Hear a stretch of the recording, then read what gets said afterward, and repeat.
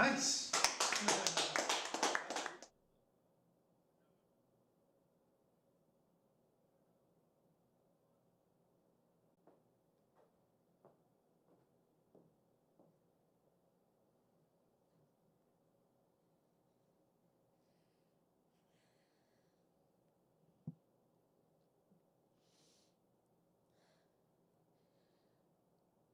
Welcome, friends and family who have traveled far and near to celebrate the life of my dearest brother, Thomas Bloom Raskin. For those of you who may not know me, I am the youngest of Tommy's two sisters, Tabitha. As I'm sure many of you have felt, I too am not exactly sure what to expect from a drive-in memorial. In a sense, I can't believe this is really happening, but here we are.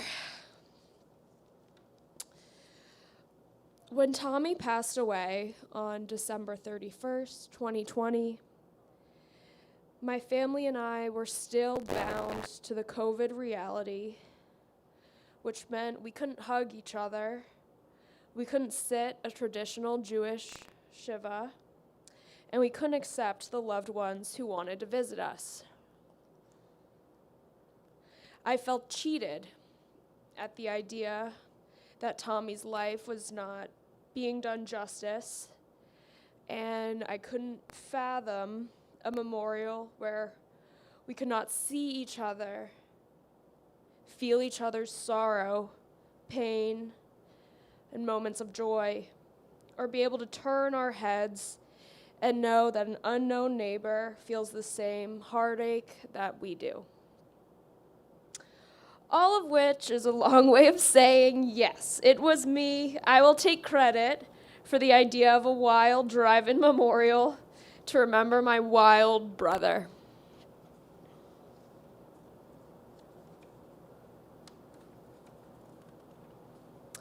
Although I can't necessarily speak to how smoothly things will run, which is not to say that I don't trust my wonderful partner Ryan, who planned all of this, I can speak to things you will see, hear, and maybe feel.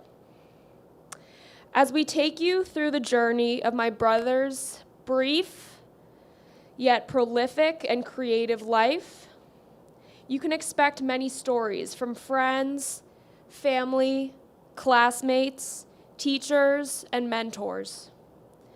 Just like Tommy himself, these stories can teach us a lot. They can make us feel immensely and laugh uncontrollably. They will also demonstrate some of Tommy's totally endearing weirdness and quirkiness that we were all magically drawn to and that we will miss so sharply. You will hear songs, most of which were Tommy's favorites, including originals from our friends Dar Williams and Nick Fowler. Lucy Kaplansky will be performing some of Tommy's longtime faves and songs to remember this event by. There will be a number of speakers and eulogizers who convey their love and devastating heartbreak over the loss of a friend, employee, cousin, brother, and son. Moreover, we will get to watch several video montages of people close to Tommy discussing funniest memories, favorite Tommyisms, things Tommy taught us, and how he will be missed. Lastly, we will hear from Tommy himself through videos of his music, as you just experienced, of his poetry, and of his relentless fight for truth and moral goodness. Although Tommy was not one to crave the spotlight, he was not shy to perform his poetry or discuss matters of importance to him, such as animal rights, global poverty, and effective altruism. So luckily, we had a lot to work with. You will even see his famous exchange with right-wing provocateur Dinesh D'Souza, because we heard from so many people who told us that this was a turning point in their college careers, and one young woman who told us she chose to go to Amherst College because she wanted to go to a school at a place where people like Tommy learn to think and speak with such logic and conviction. Hannah will talk about how we plan to keep Tommy's spirit and memory alive. My family and I are so deeply appreciative of everyone's kindness and attention at this moment in time when we get to focus our energies and give honor to this marvelous young man and my marvelous brother.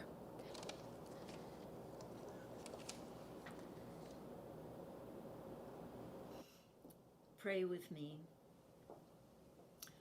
Holy One, in whose hands lay the mysteries of life and death, we ask that your presence abide with us today as we make a multitude, remembering Thomas Bloom Raskin. Holy One, let Tommy's spirit be palpable in our gathering. May our sharing bring us ever closer to him. Give us discernment to hear his whispering, inspiring us, calling each of us to our unique offering. Let our tongues speak your name, Tommy, in righteousness, and our hearts aspire to your heart. With our feet, let us walk toward your redemptive vision of justice. And with our hands, let us care with your love. Thus, in partnership with your spirit, we will look after each other, the animals, and the global poor. In this way, we will bind up your soul in the bundle of life. And knowing this, Tommy, may you rest peacefully in God's eternal, forgiving, all-encompassing, loving embrace. And let us say, Amen.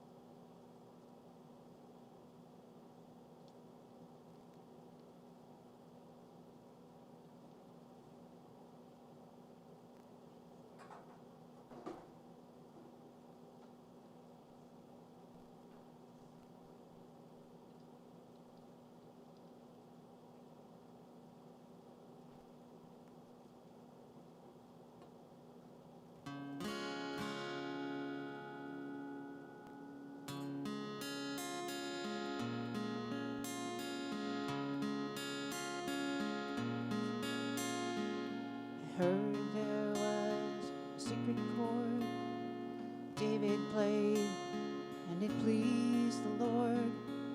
You don't really care for music, do you? Goes like this: the fourth, the fifth, the minor fall, the major lift, the baffled king composing hallelujah. Hallelujah, hallelujah, hallelujah.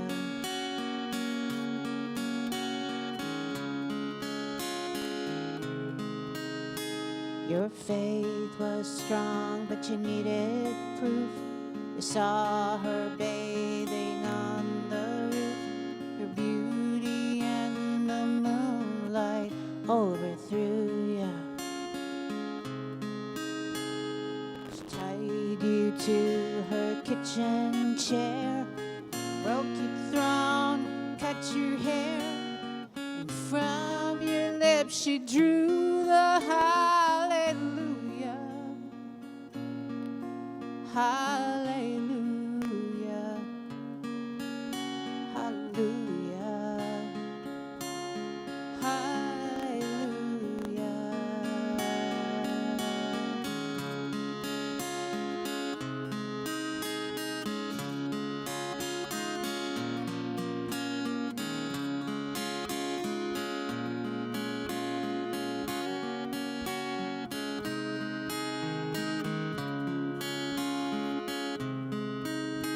There was a time you let me know what's really going on below, but now you never show that to me, do ya? But remember when I moved in you and the holy dove was moving too, and every breath we drew was hallelujah, hallelujah, hallelujah, hallelujah.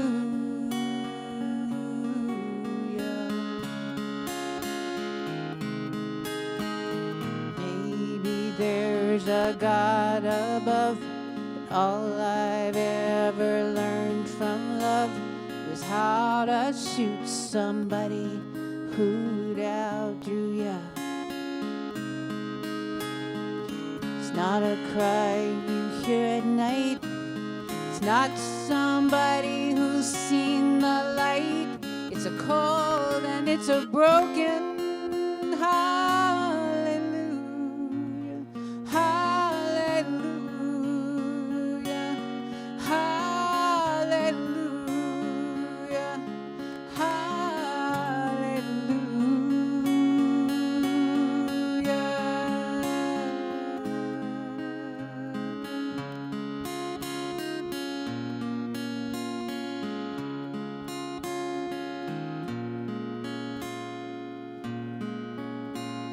I did my best, it wasn't much.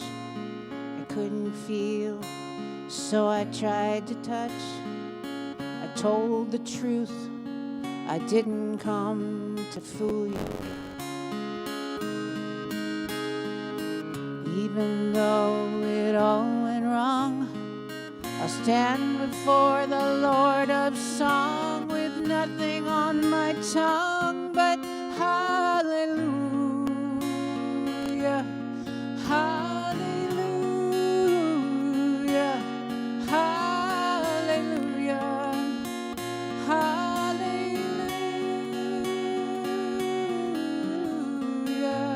hallelujah, hallelujah.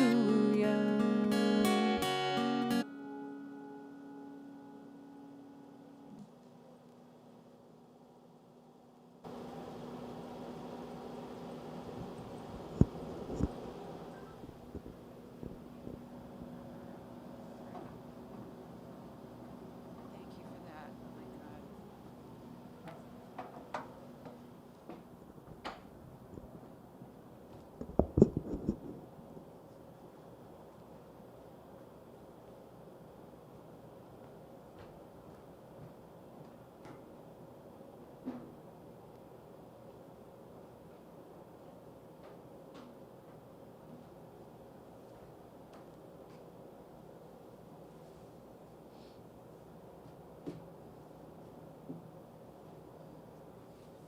Amy, and everyone else in the Raskin Bloom family. Shoves your mouth wide open and spills out with gusto. This Raskin laugh is the dangerous kind. It sliced through the status quo at Hannah's bat mitzvah, has interrupted many movie viewings, and drowns out all conflict. asserting the laugher's joy without pause. Sometimes, Tommy, I see you pull your lips over your teeth when someone else makes you laugh without warning. Sometimes you shut your mouth abruptly during a wide-mouthed laugh, but to no avail. Your laugh always bursts back out. Dear Tommy, you're the kind of playmate who doesn't need a reason to start. Transitions be damned. If we're in the middle of a conversation about homework and your inner New York Jew or Boston mob guy needs to say something, he will. If we're on a long drive to somewhere and you remember something funny that a French Canadian said in Provincetown, you'll bring them right into that car with us. It never mattered where we were. We never landed on that dreaded, what should we do kind of boredom. How could we, when we could always be laughing, pretending, inventing? Dear Tommy, thank you for teaching us how to speak the language you invented to communicate with Zola, called SMIC, or as you say, SMIC. I know Zola is so excited to see you, the only human who really knows how to pronounce his name. I will give an attempt. Zoya. In the interest of preserving this language as a part of your legacy, Tommy, I'd like to share with everyone here what else I know. To count to 5 in SMIC is 1, 2, 3, 4, 5.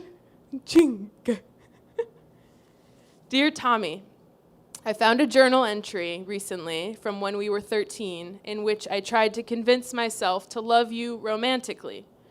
Quote, Jed and my mom and Grammy and etc. have always said that Tommy and I should get or will end up getting married. I have always been like, no, gross, ... But really, I totes agree. Like, it's not like an all of a sudden thing because I've always loved him to the max. End of quote. I probably didn't totes agree we should actually get married. But my tween-age self understood the foreverness of my trust in you. Dear Tommy, did you ever keep a journal? I'm sure I've asked you that sometime in the past 25 years, but I forget. Dear Tommy, I'm so scared to forget. Dear Tommy, can I drive you to Chipotle? Can I give you a hug? Can I have your help comprehending something incomprehensible? Holler back. Love, Izzy.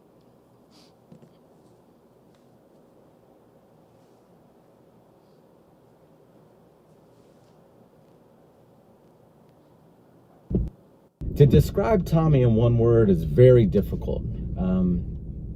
However, the word that constantly pops in my mind is funny. He was fun to be around, he always laughed, and he was enjoyable. Sensitive as the one that I would choose. Thoughtful. Kind. Good. Gentle. Authentic. Extraordinary. Incredible. Illuminary. Nice. The greatest compliment that my dad ever gave anybody was calling them decent. And that's what Tommy Raskin was. He was caring and devoted. He was very concerned about everything I could do or want to do with me. But he had such an incredible goodness about him that he just radiated. He was incredibly smart, incredibly kind, incredibly compassionate and caring. He was incredibly funny. And even when I wasn't able, like in Bottle, he always invited me to play. Dazzling. Dazzling and transcendent, but that's 2 words. Everything. He was everything.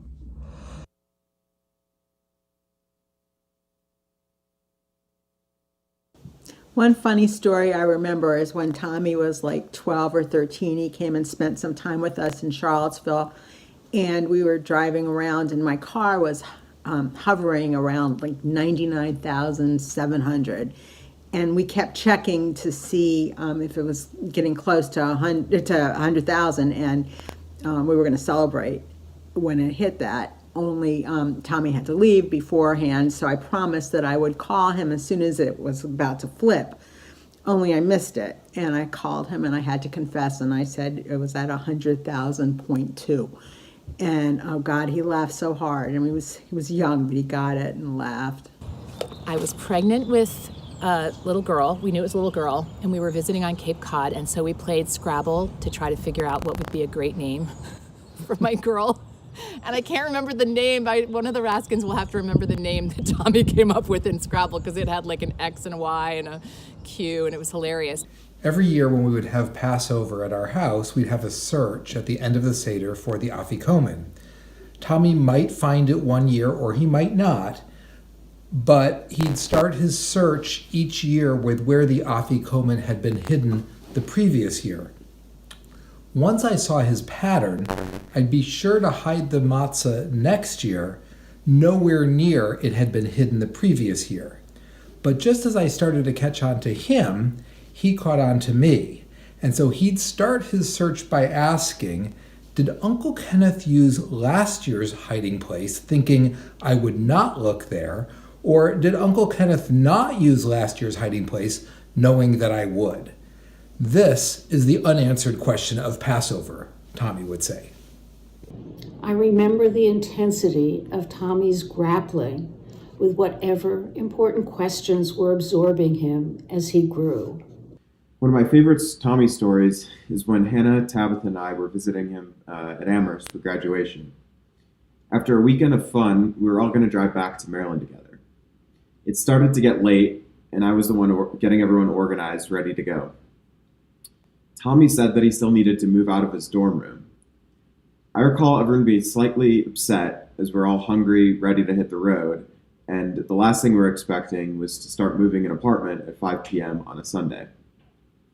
We get to Tommy's dorm, and he has his suitcase, books, and a few other items. It only took us 15 minutes, and we were on our way. I couldn't believe that that's all it took to move him out of his dorm. This was the moment I learned Tommy was a true minimalist, always putting the needs of others above himself. I'm recording this in front of the Southwest Ridge because many of my favorite memories of Tommy were when he visited us here in Charlottesville, and particularly hikes along the Blue Ridge. I guess just every time all of our family would get together, whether it be Thanksgiving or at the beach or on family brunches, everyone would all end up squished on the couch, just laughing, playing games, and Tommy was just a big part of all of that. Tommy, from the moment that he was a young child, what I remember most about him was his laughter. He would run around every event that I was at, giggling and having a great time. Some of my friends were over, some of Tommy's friends were over, and we were all having dinner. And my dad suggests that we have a dance-off, my friends versus Tommy's friends. Which was so just the thought of just these 14-year-olds against these 16-year-olds at their parents' house having a dance off right after dinner in a fully lit room and just Tommy was a hilarious dancer. I'll just leave it at that.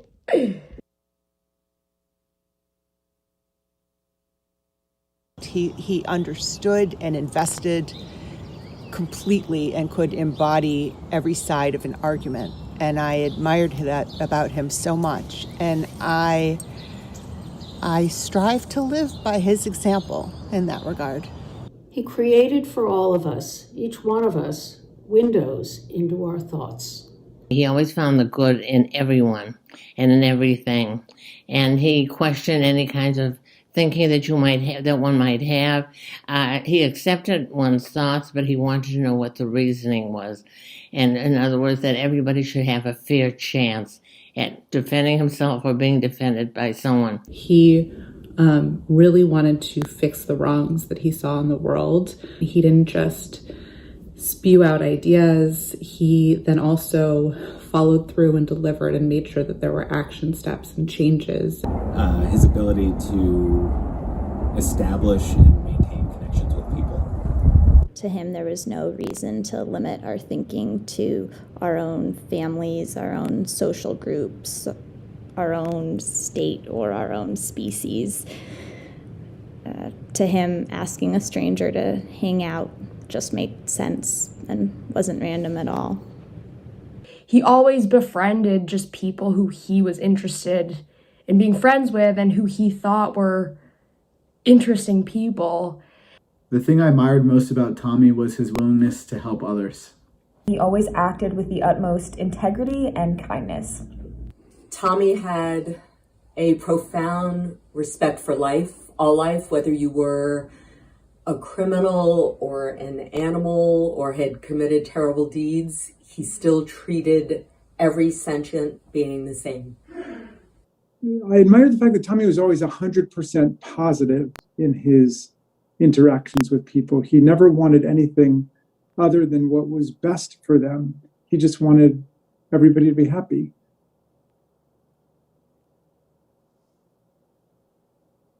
One thing out of many that I will miss so much about Tommy were his phone calls. The thing I'll miss most about Tommy is his presence and just the little things he would do, like calling you on your birthday to make sure you're having a good day. Everything. His stunning, radiant, beautiful smile that spread across his face. I'll miss his philosophical points of view on all topics, small and large. What will you miss most about Tommy? Somebody who will challenge his father and his mother's ideas and make sure that nobody is just knee-jerk anything, that everything is really thought through and researched and done with compassion and looking at absolute reality and facts before making decisions about things. I will miss those spontaneous calls and hearing Tommy's voice. I will miss that dearly. And just the joy of being with each other and having interesting conversations and sharing. And it was almost impossible not to feel your own spirits lift a little and to find a smile on your own face. I miss being with Tommy, hearing his laugh, learning from him, talking to him, spending time. I miss him every day. I think about him every day. I think we'll all miss talking with him, learning from him, debating him, laughing with him. What I'll miss most about Tommy is his smile, his laugh. You know, he had a big laugh. I'll forever miss him. I miss him every day. I'll miss having those conversations with Tommy when he was deeply engaged in conversation about a topic that was really meaningful to him, and how he expressed himself so thoughtfully and eloquently. I think it's his unbelievable mixture of goodness and exuberance. He made being good exciting. And he made it fun. I think I'll just miss his love, just how he expresses love. He's so gentle, so warm, and so kind, and yeah, that's already what I miss.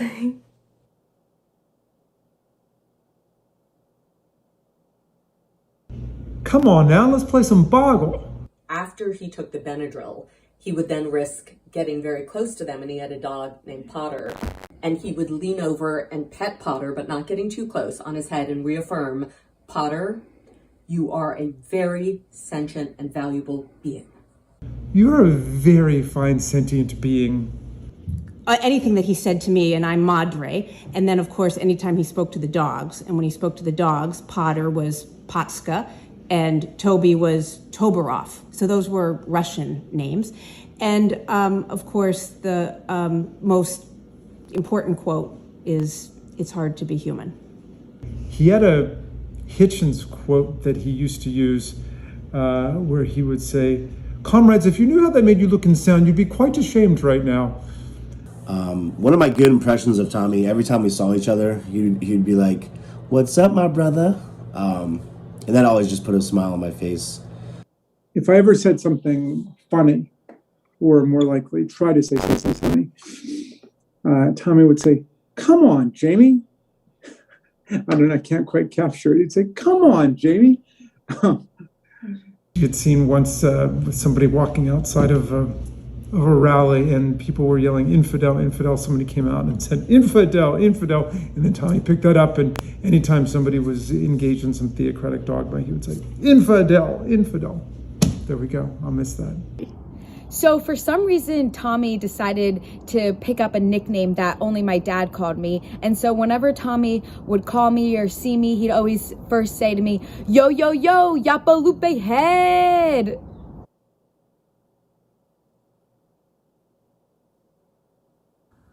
Tommy, I miss you and I love you, and you'll always be with us. Words just can't describe how much we will all miss you, but you should know that your spirit lives on in all of us, and we promise to do our part to make a difference in your honor, and as a testament to all that you've taught us. I don't know, just that I miss you and I love you. Tommy, we miss you. We love you.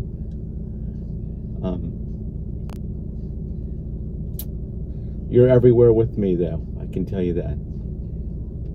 I love you, my friend.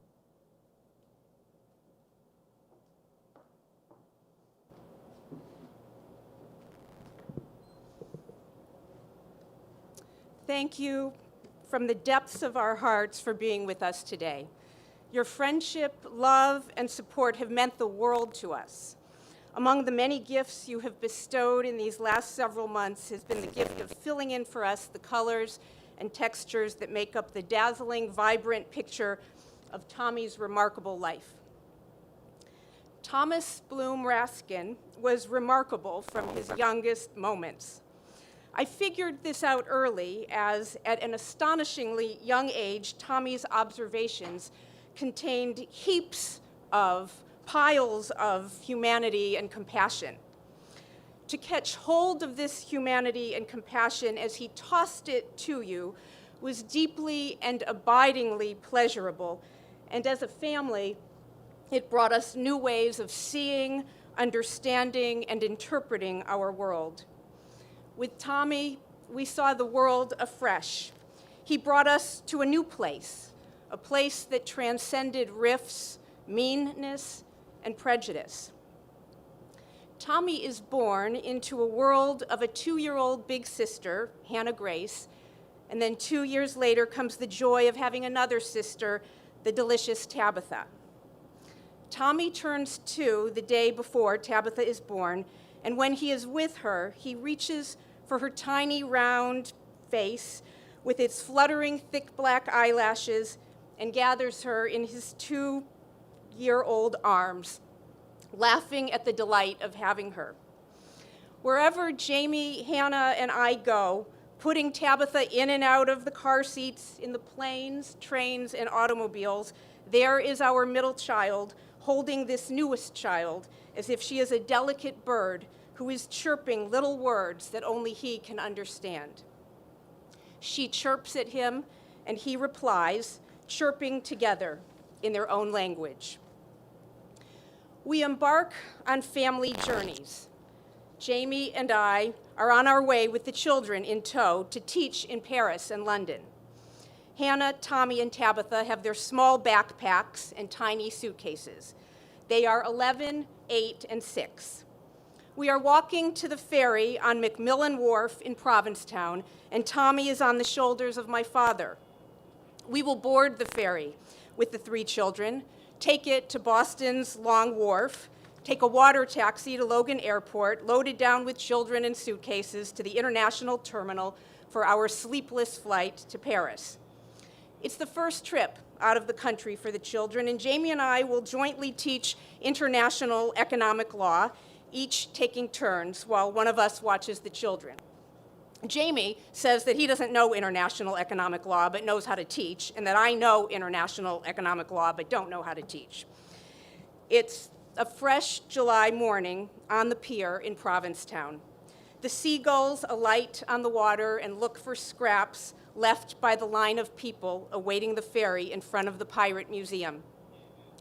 My father takes Tommy down from his shoulders and plants him firmly on the pier. He says to him, "Thomas, you and your family are going on a journey." We think that we are bringing Tommy on our journey, but he is bringing us on his. And this, 3-year-old Tommy is walking hand in hand with Grammy down the jetway at BWI towards a plane that will fly them off to O'Hare Airport. They are heading to their seats somewhere in the back of the plane. But wait, something has happened. There's been an intervention of sorts. They are being told some news that makes Grammy a little lighter, a little more cheerful. Why? There has been an announcement. Arlene Bloom and Thomas Bloom Raskin have been upgraded to first class. They are moving to 2 big, comfy, leather-like seats in the front of the plane. Sensing this unexpected bounty, little Tommy looks way up to the face of his grandmother. "Grammy," he says, "are we lucky?"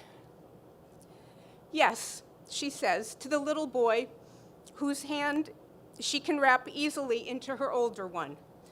"We are lucky." And we are lucky. Being with Tommy is like the unexpected upgrade to first class. That sense that for a single moment in time, you will be given something special. And this. Tommy is in kindergarten, and Lucia and I are waiting outside the house for the school bus to drop Tommy off across the street. We never see him in the bus because the back of his head doesn't yet reach the back of the seat. But the nearly empty and mighty bus stops across the street, and we see a little mop of hair, and then the back straps of a backpack come into view through the bus window. The little boy, who has been sitting in his seat patiently, comes into view right as the bus driver puts the brakes on the cavernous vehicle, opens the stop sign that keeps cars from passing, and pulls open the large, long handle that controls the big door, waiting for the small boy to climb down the steep steps of that bus and carefully cross the street into the grateful arms of his mother, to whom he will soon share his grace, his stories of the day. "Madre," our little boy might say, deciding that Spanish will be best. Guess what? The bus driver's name is Thomas. Also then this.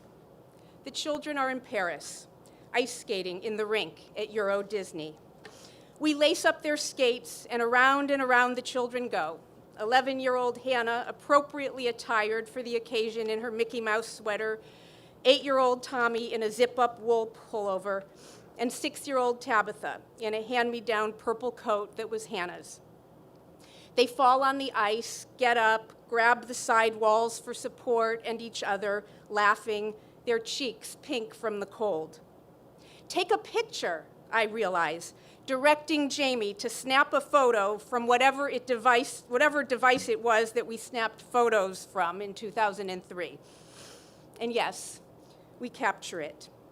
The glee of going in circles on the ice, the falls and stumbles, the pulling each other up along the way. In the nick of time, too. In a minute, after this picture, Tabitha will fall and cry. She is on the ice and her arm is bent like a broken wing. It is hard to be a bird with a broken wing. It is hard to be human.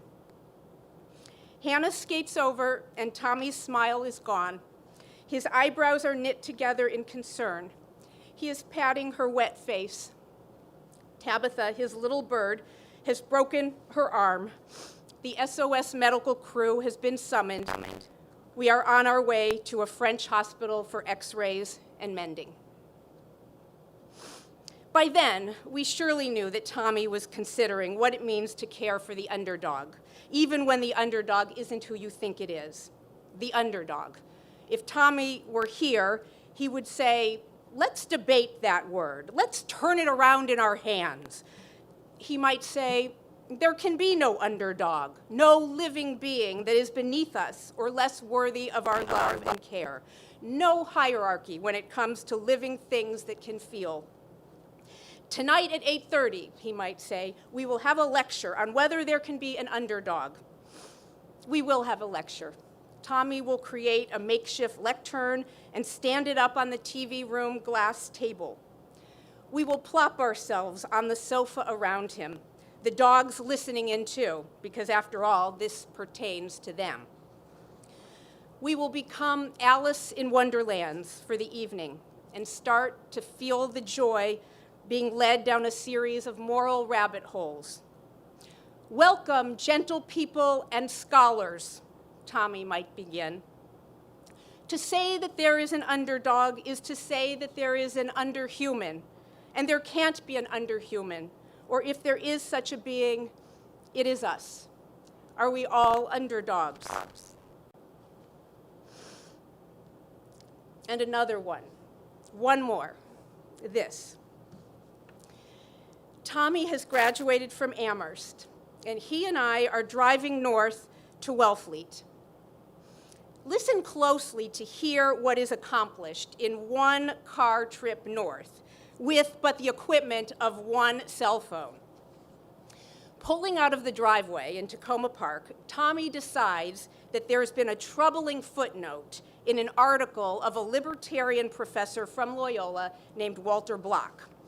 Walter Block evidently has drawn a distinction between animal rights and human rights that maybe isn't quite right. And you think I could tell you more about this really, but I can't. What I can tell you is that Tommy said that this distinction needs to be corrected. And so he's going to ask Walter Block to a debate.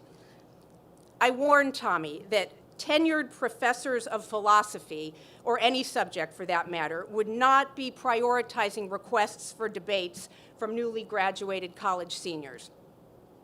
Tommy, nonplussed, says that he will challenge Walter Block to an online and moderated debate. I humbly interject, okay, but if you must, politely, read me your email to him. Tommy reads, Dear Walter, no can do, I say. Try, dear Professor Block. And on we go. I tell Tommy, sweetie, please don't expect a reply. But out the email request goes as we pull up to one toll in Delaware. To my complete amazement, we are through the next toll in Delaware, and Professor Block has replied.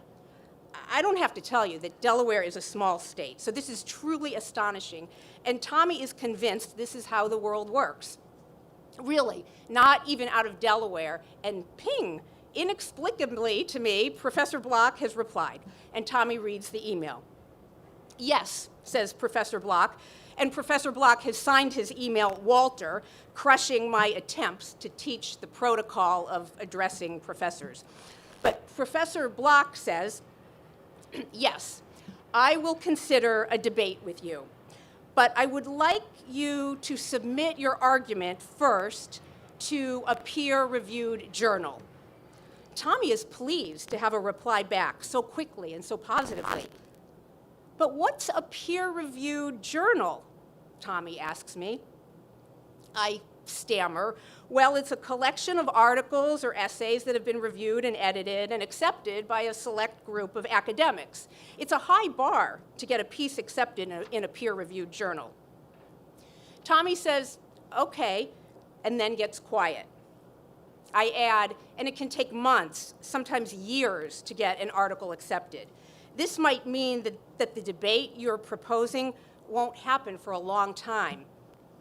Okay, says Tommy, I see. Now we're at exit 4 of the New Jersey Turnpike, and that's Mount Laurel and Camden for those of you who prefer to use names rather than numbers when traveling the New Jersey Turnpike. At exit 5, I decide to ask Tommy what's on his mind. He replies, I'm almost done. Done with what? I say. Done with the article for the peer-reviewed journal. Oh, my, I say, that's great, but there are rules for submission, word limits and fonts and margins and such. And have you really just written the article on your phone instead of waiting to sit down at a laptop? Needless to say, by the approach to the GW Bridge, the article is done, submitted to the peer-reviewed journal, all in accordance with the journal's rules. Approaching New York, Tommy writes back to Professor Block, indicating that he has prepared and submitted the argument as an essay to a peer-reviewed journal called the Journal of Comparative something or other. Again, adapting to the break-speed nature of Tommy's writing, I thought it parently to prepare him for a non-response or a backing out of the debate commitment that the professor had made. But alas, again defying my expectations, the professor has again replied to Tommy, and our car at this point was in that always congested zone on the lower level of the GW Bridge where it's not clear whether you're on it or off it. I'm stunned, though, that there's another swift reply from Professor Block. Tommy reads it from his phone. The libertarian professor has agreed to an online debate if the online conditions and logistics could be arranged. Again, unfazed, Tommy makes the arrangements. By the time we have passed Providence, Rhode Island, there is a moderator, an online forum, a debate date, and a submission in a peer-reviewed journal. This is maybe less than 8 hours from the start of the journey and the effort. Let me just fast forward to the final preparatory item pre-debate, and that's the practice debate, which of course must occur before the real event. For this practice debate, which will involve another big sofa with an assembled studio audience, Tommy asks Jamie, "Will you be Walter Block?" I'm not sure what it means exactly to be Walter Block, but Jamie seems fine with this. He indicates that he could be Walter Block for an evening. He will study up and attempt to be a worthy Walter Block so that Tommy can hone his arguments. It was but one of a series of humble but satisfying requests made by Tommy for events of this kind. Such were some of the delights of a journey with Tommy Raskin.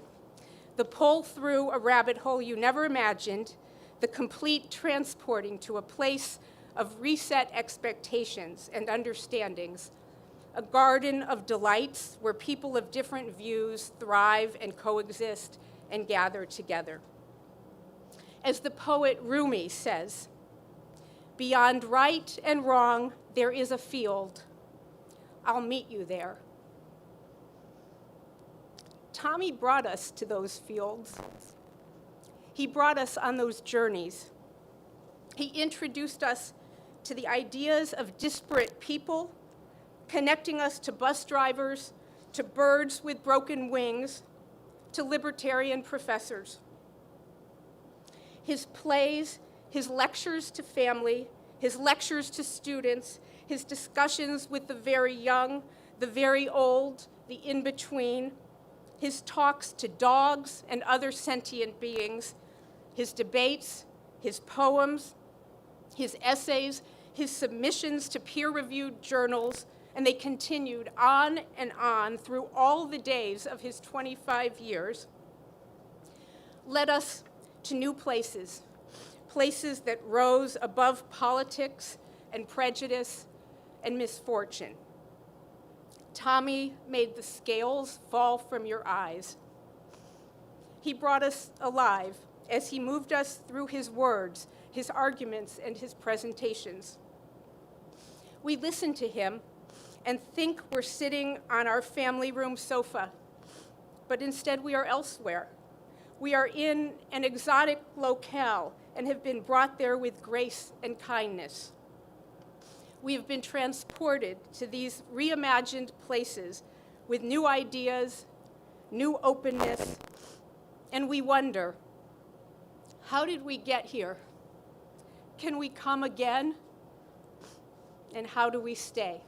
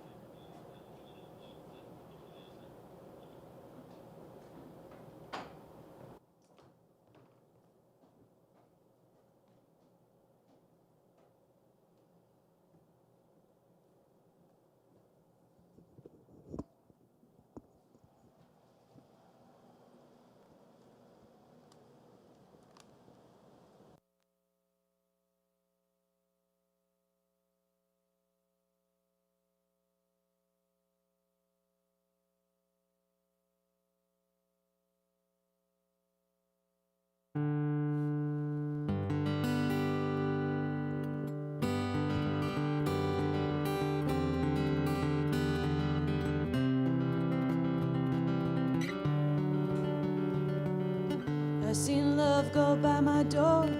Never been this close before. Never been so easy or so slow. I've been shooting in the dark too long. If something's not right, it's wrong. You're gonna make me lonesome when you go.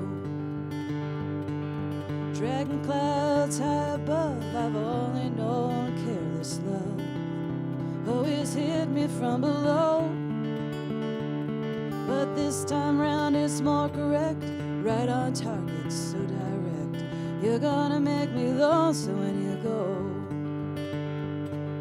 Purple clover, queen as lace, crimson hair across your face. You're gonna make me cry if you don't know. I can't remember what I was thinking of. I might be spoiling you too much love. You're gonna make me lonesome when you go.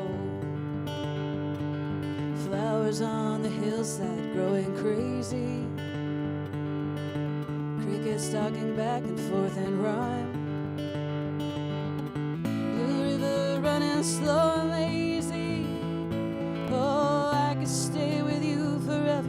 Never realize the time. Situations have ended sad. Relationships have all been bad. Mine have been like Verlaine's and Rimbaud. But there's no way I can compare all them scenes to this affair. You're gonna make me lonesome when you go. You're gonna make me wonder what I'm doing. Staying far behind without you. You're gonna make me wonder what I'm saying. Oh, you're gonna make me give myself a good talking to. And I'll look for you in old Honolulu, San Francisco, Ashtabula. You're gonna have to leave me now, I know. But I'll see you in the sky above, the bunting birds and the ones I love. You're gonna make me lonesome when you go. You're gonna make me lonesome when you go.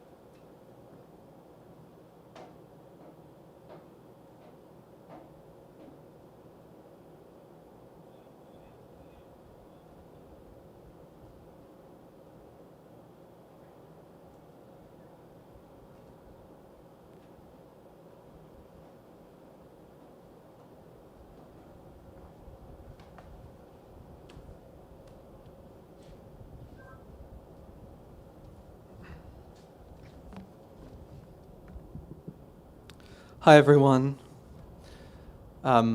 First, thank you to the Raskins for trusting me with these words. What I'm going to say is a little more on the somber side, but I've been so grateful to see everyone celebrating the spirit of Tommy's humor and joy, which I could go on and on about, as I know most of you could. In the months since Tommy's died, I've often thought about the French philosopher Simone Weil.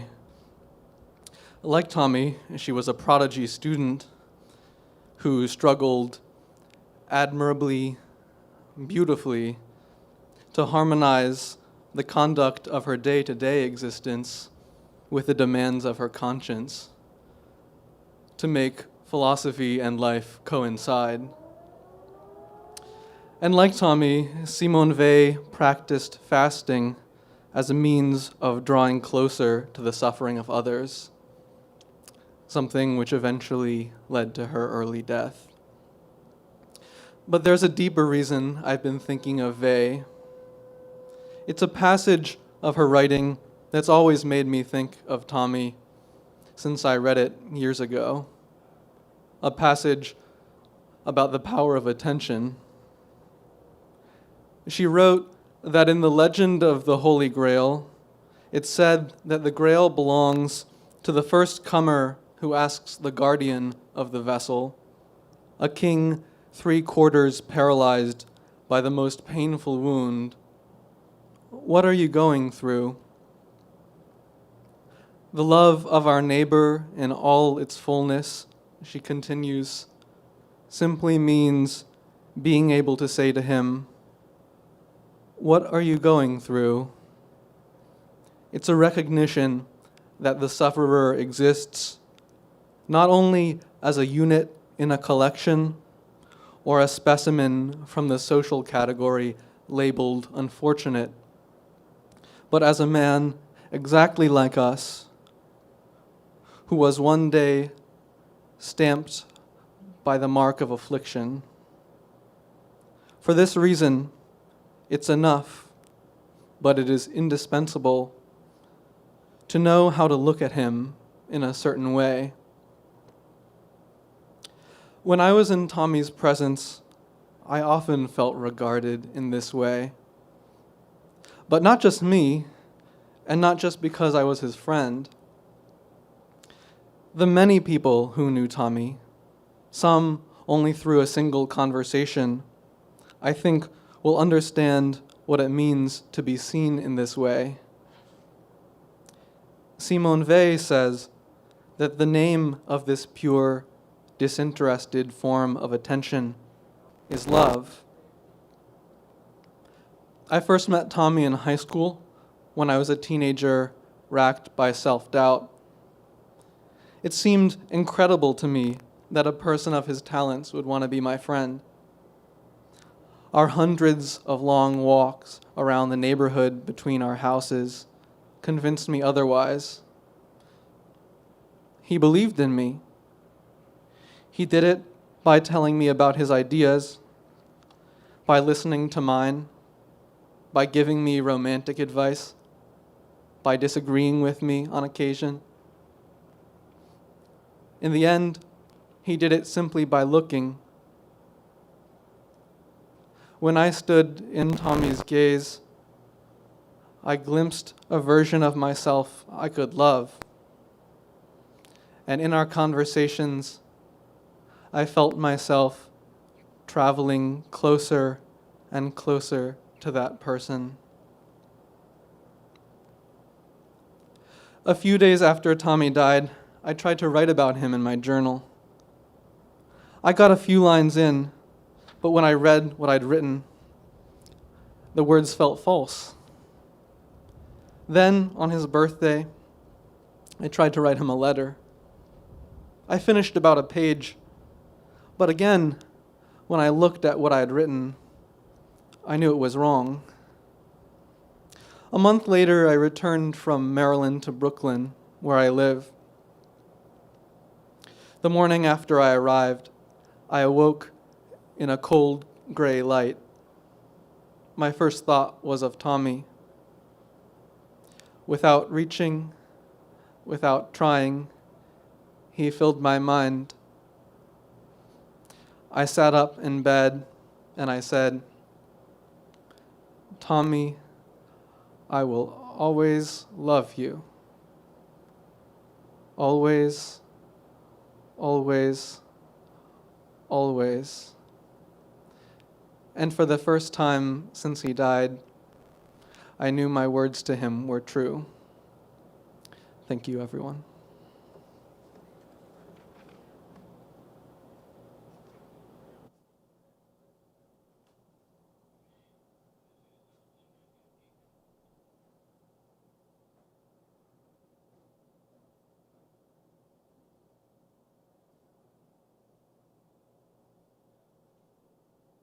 My friend Tommy Raskin. Okay. What is one word to describe him? Real.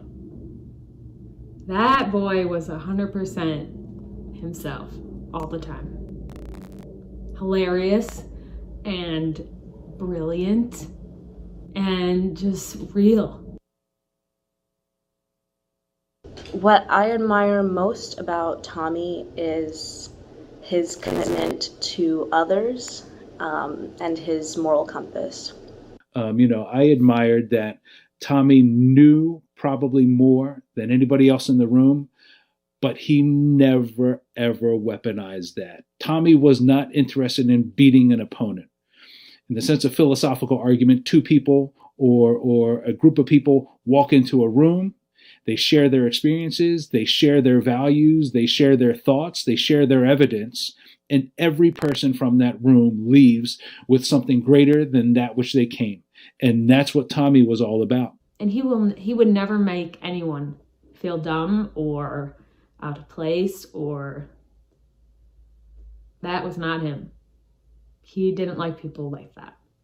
He hated anyone who was pompous or phony. A lot of people talk about how much they care about the environment, about animals, about breaking down the pillars of structural racism, but they don't really think about what they would give up to get there. Tommy was someone who really thought about that and cared deeply. I admired so much his ability to listen. He was one of those people who he really, really cared about what you had to say, and it wasn't at all he wasn't listening to hear what he wanted to hear or to retort to it. He really deeply cared, and he was so open and had so many good questions and just made you feel really special and made you feel like you had so much worth in his presence. And I admire that so much. Whether he was talking to a complete stranger he met 5 minutes ago or his best friend in the whole entire world, the level of kindness and grace and love and interest that he had never wavered. And he led by example. Tommy wasn't one to speak because he enjoyed hearing his voice or he thought other people enjoyed hearing his voice. Tommy was deeply insightful, and when he felt as though he could share that or that he should, he did. Sometimes I would look at him and be like, that's what I want to be when I grow up. I want to be like Tommy when I grow up, which is such a crazy thought for a young person to have when looking at someone who's their age. He was just always thinking about and taking action on the things that he was passionate about. I thought it was so funny whenever Tommy did, when he made a joke or a reference that he thought was funny. Okay, Tommy had this horrifically unnerving Ben Shapiro impression. It was a bit too accurate, and he would just pull it out at just the most random times. And I mean, it was terrifying, but it was so funny. It just cracked me up. We could be talking about effective altruism. We could be talking about who he was dating at the time. We could be talking about veganism. It could have been anything. But Tommy just had this unique attribute of adding humor to any situation. And he said, Aaron, you know what? In college, they called me wild card. And I said, no, they did not. And he said, and anytime I would see him again, he'd be like, wild card is here. And he would do that shoulder move like a grandpa at a bat mitzvah who you say, okay, can you get off the dance floor, please?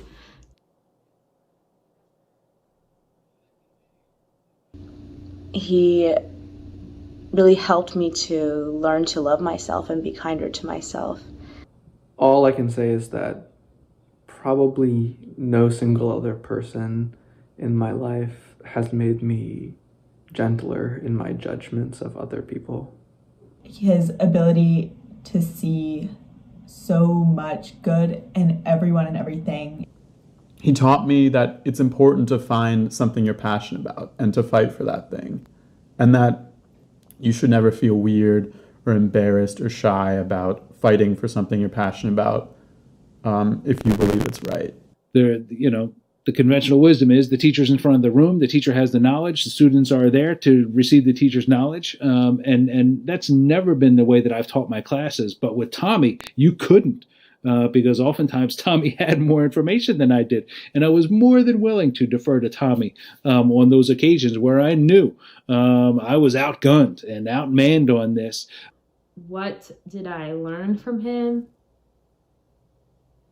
So much about things that I didn't really want to know, topics.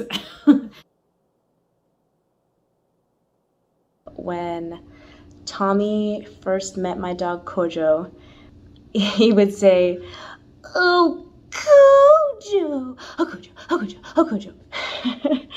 And that is one of my favorite things of all time, one of my favorite impressions. He would always talk to Zola, and he would always go, "Zola, Zola, sweet, sweet Zola."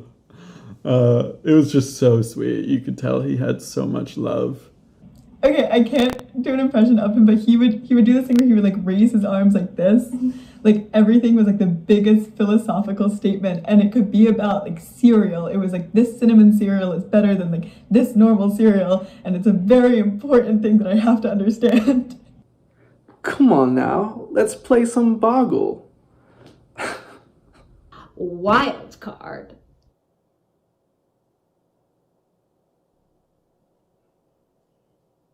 Not only was your presence just so magical at all times, but you also left every room with people feeling, you know, wiser and better and with more of a purpose. And I'm so unbelievably grateful that I was touched by that. You really brought a lot of joy to my life and to the lives of everyone around you. Thank you for loving me and being a deeply loyal friend. I love you very much, Tommy. I want my friend here. But I would say I love you, all of you, all parts of you. And I hope you know that. And all I want is for you to be at peace. Tommy, you had an amazing soul, and that soul lives within everyone who knew you, everyone who you touched, and certainly me. And I just want my classroom to be something that would make you proud, that will make me proud, and I will continue your work and your mission. And you will be missed. You will be missed greatly.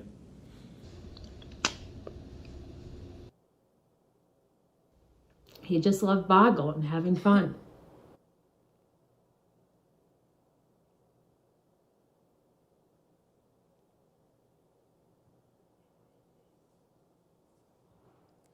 Accepting, compassionate, humorous, loyal. These were just some of the words the cousins used to describe our beloved Tommy. My name is Mariah Raskin, and I'm one of Tommy's cousins.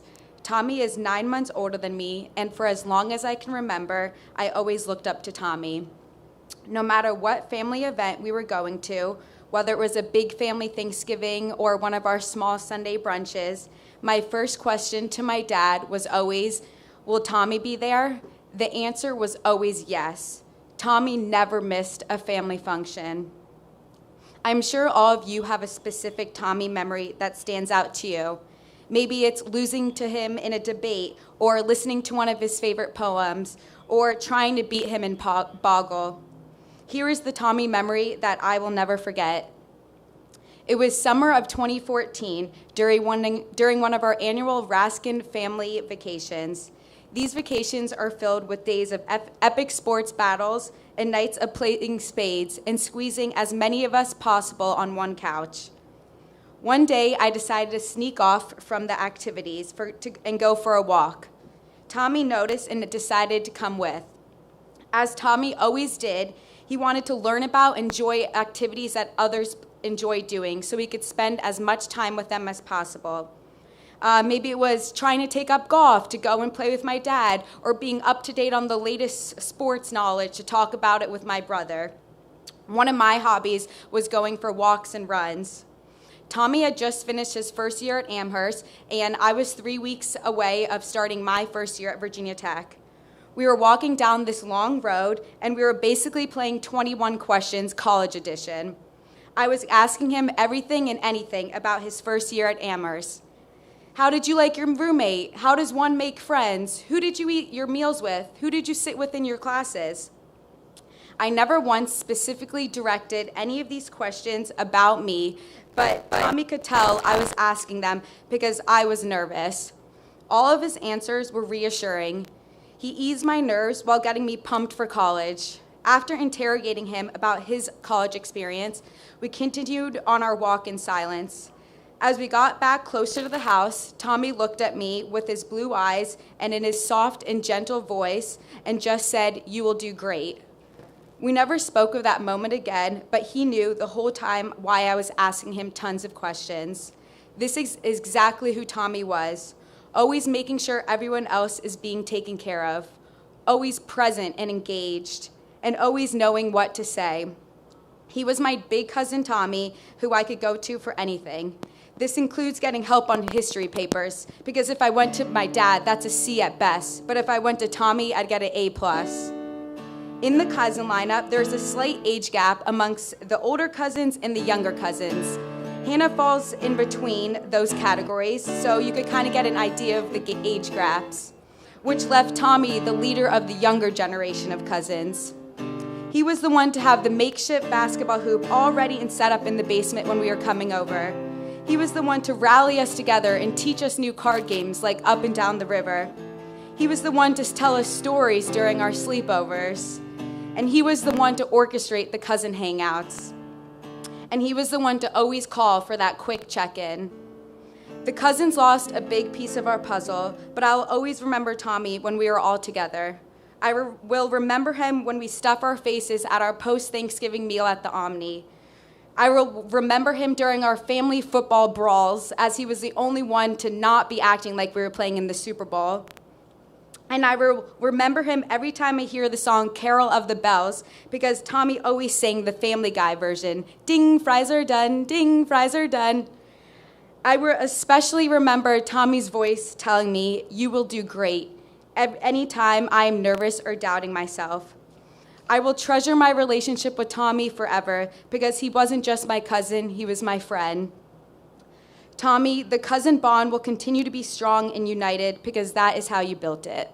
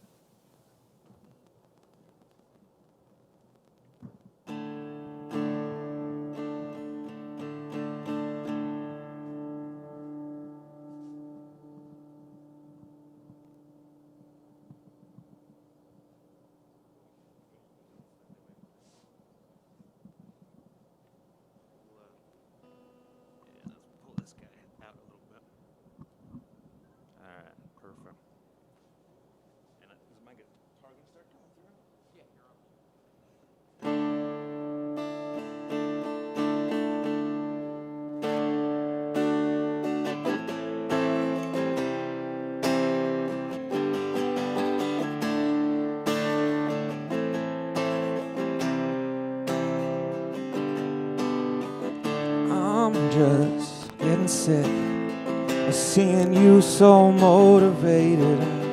I'm just getting tired of holding my ground the longest.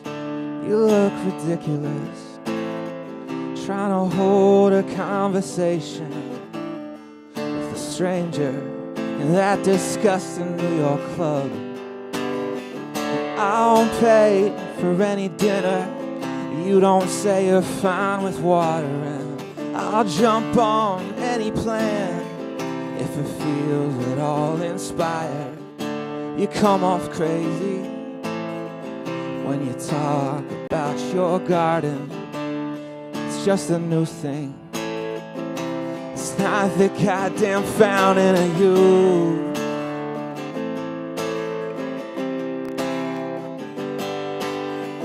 Almost all the wrongs we ever like we're not supposed to. And almost all the things we ever like we're not supposed to. Are you even listening to a single thing you are saying?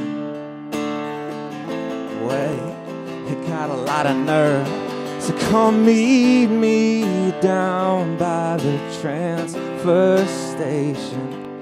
I know I'm not what you think of.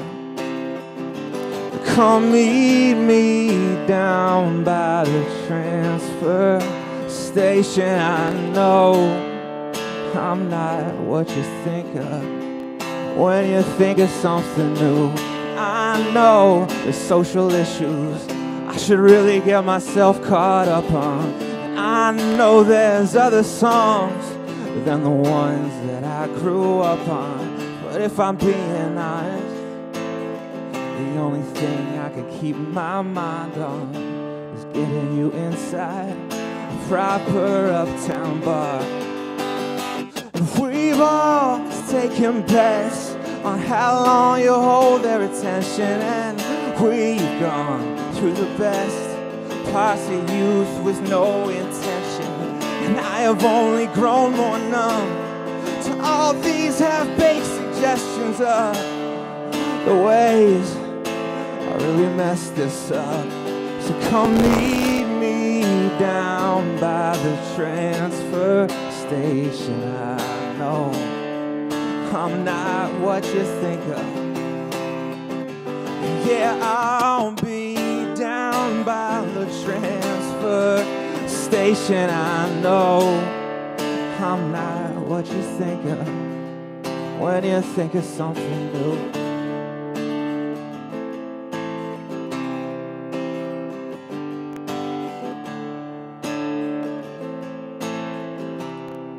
When you think of something new.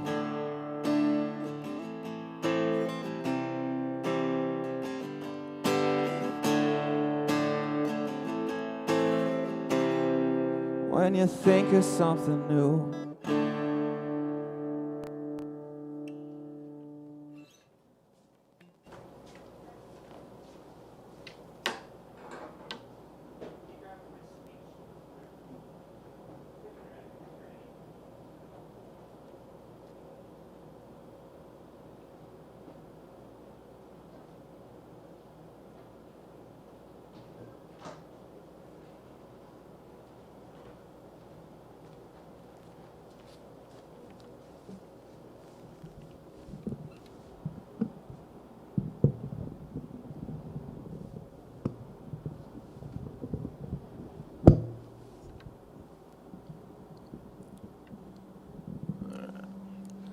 I hadn't seen Tommy in person in quite some time, several years at least, but he never stopped keeping up with me.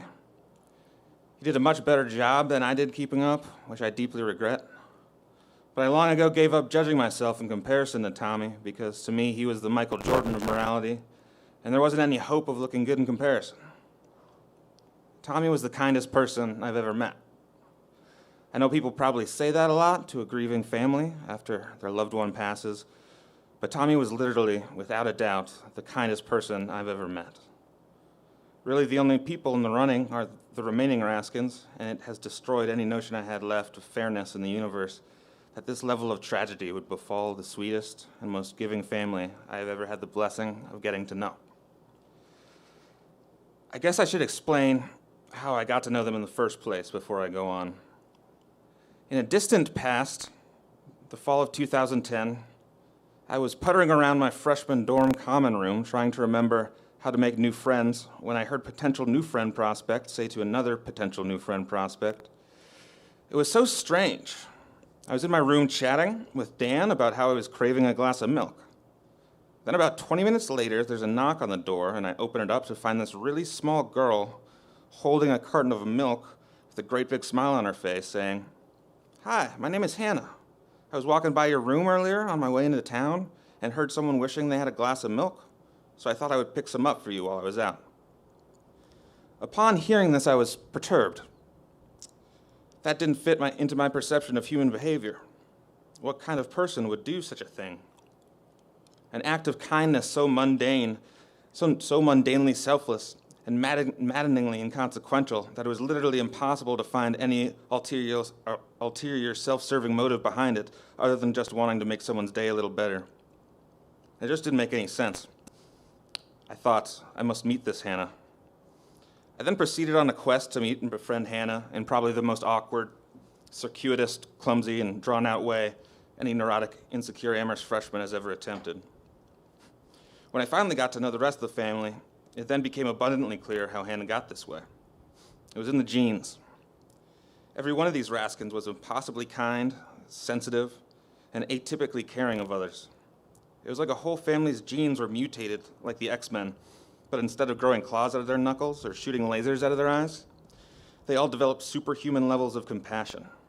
For example, the first time I went down to DC with Hannah and met Jamie Raskin, we were tasked with going to the grocery store to pick up food for dinner after he had already worked a more than a full day, and we happened to get stuck behind an elderly lady in the checkout line who was either moving in slow motion or had completely forgotten where she was. It was truly heartbreaking. But I assumed we would just quietly feel sad and wait patiently or move to a different line because it was already late and everyone back home was hungry and tired and expecting food.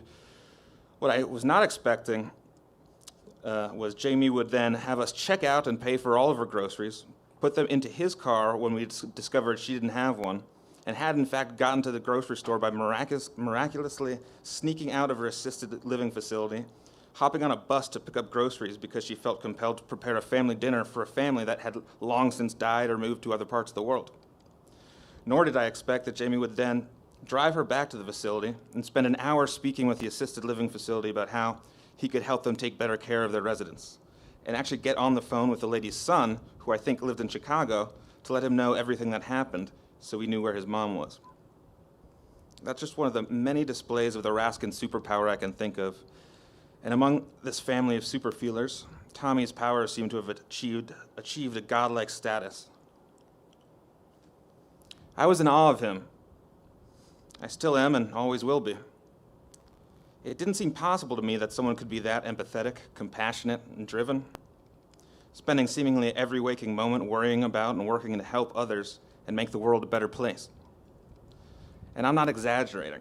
I shared a small dorm room with him for a semester in 2014, so I had a unique perspective on how he spent his time.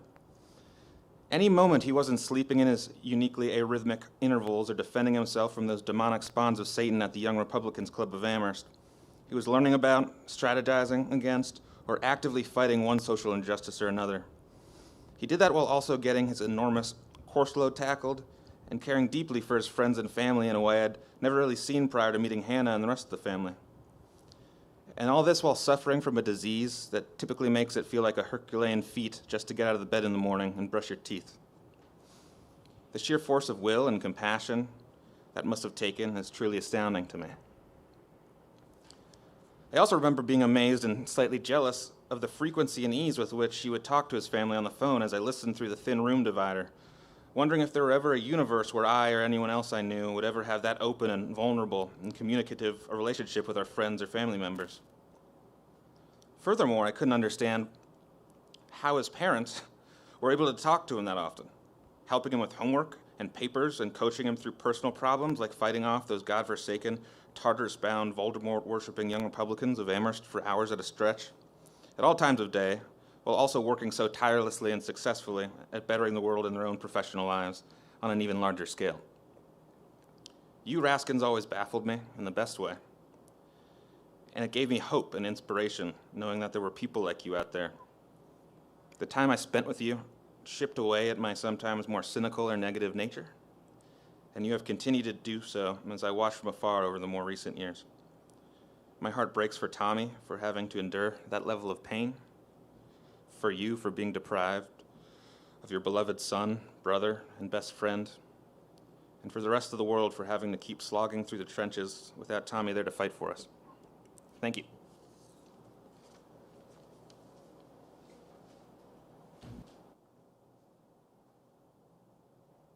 Good evening, everyone. I'm Tommy Raskin. I wrote this poem a few months ago. It's called Where War Begins. Let us discuss the meaning of war, not just to the children, disabled and poor, not just to the mother in Yemen today, paying and praying for a way to allay the pestering fear that the Saudis won't stop, bombarding her land until everyone drops dead as the medical crisis we see envelops each person who ventures to flee, not just to the father in Egypt or lads mauled by the butchers and slayers and cads who attack non-believers with cleavers and saws, who sever their limbs and shatter their jaws, not just to the nieces in Syria, teens bullied by thugs for their laughable dreams, not just to the humans, the old and the new, not just to the Christian, the Muslim and Jew, but to other folks too, the ones we ingest, the chickens and camels and all of the best meat that we eat and the millions we store in our cupboards and freezers for parties galore. Should we pay heed when the animals groan, we'll notice their pain might heighten our own. I fear when we scoff at a creature that's small, we start shrugging off beggars, disparaging all of the humans with brains that we deem repulsively slow. The undignified team of people whose looks and whose charms and whose dreams the preponderance of folks would never esteem. Because if you malign the taciturn cow whose mouth doesn't talk because it doesn't know how, and if you condemn the head-bobbing hen whose tottering and doddering seems awkward, and then you slander the cat and you rail at the monkey, except in that song where you're calling him funky, and if you impound all the mice all around just to douse them with water to see if they drown, and if you pummel them harder when the buffalo cry like Americans did when they entered My Lai, you betray an indifference to suffering, see? You neglect your own kin. You don't care if they're free. That apathy note doesn't end with the bee, doesn't end with the pigs, doesn't end with the pleas of the cows that can't talk but still seem to convey they don't like when we choose to dehorn them one day. They don't want us to wound them with inhumane laws. They don't pray that we'll tease them with jeers and applause. For if cows are too stupid to merit concern, then what about infants, the impaired and infirm?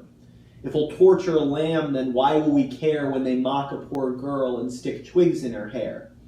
When it comes to the right to live free from the blight of aggression, oppression, from tyrannous might, how smart you are, friends, shouldn't matter at all. Trauma's still trauma for creatures that crawl. To think of a killing as fairly benign, you need a sick shift in the murderer's mind. For it's not like a human with a hint of compassion to bash in the skull of a fellow whose ashen face can relay the pain he endures when cut like a cobra or plucked like a bird. To justify killing, call victims a pest, for their devious manner and intolerable zest for seduction, destruction, and bold criminality, whose scheming demeanor bespeaks animality.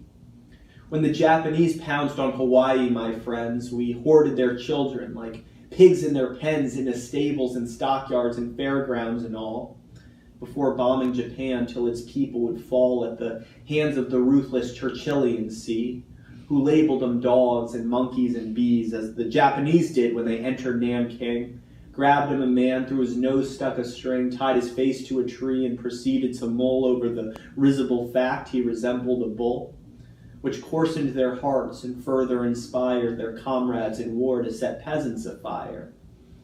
Hiro Anuda, ensconced in the spat, said killing in China's like killing a cat. An officer, too, said the difference between a peasant in China and a pig on the green is that the foreigner's flesh isn't tasty, you see. You don't eat the dead guy over soda and tea.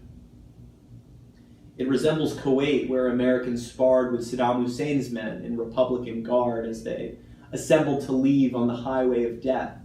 The pilots above, like bullies on meth, started to batter the turkeys, they said, as some cockroach civvies in unison fled. I think now of Timor and kids in their pain, mired and tired and beaten and chained, bedeviled, disheveled, and addled and shackled, while Soares the crook and the sycophants cackled, looking upon him conceited and tall, calling them critters, not human at all.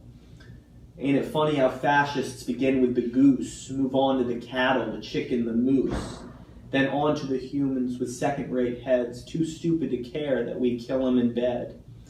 Then turn to the group still living outside the sumptuous world of princes and brides, berate 'em, enslave 'em, and kill 'em for God, who sanctions it all with a wink and a nod. Label them goons, their aching's a joke. Sure they can whine and howl and choke. Sure they have nerves to process the pain. Sure they have friends. Sure they have brains. Sure they'd prefer a quiet life to the poisons and leg holds and wiles we brew. But abuses, misuses, and ruses are fun. The master declaims with a whip and a gun, still preaching and teaching the pigs are all ours to puncture and pressure and eat at the bars. But at a certain point, friends, our excuses expire. The issue is real because their agony's dire. For the chicken and salmon and buffeted pup and the cow at the slaughter, it's time to stand up. Thank you.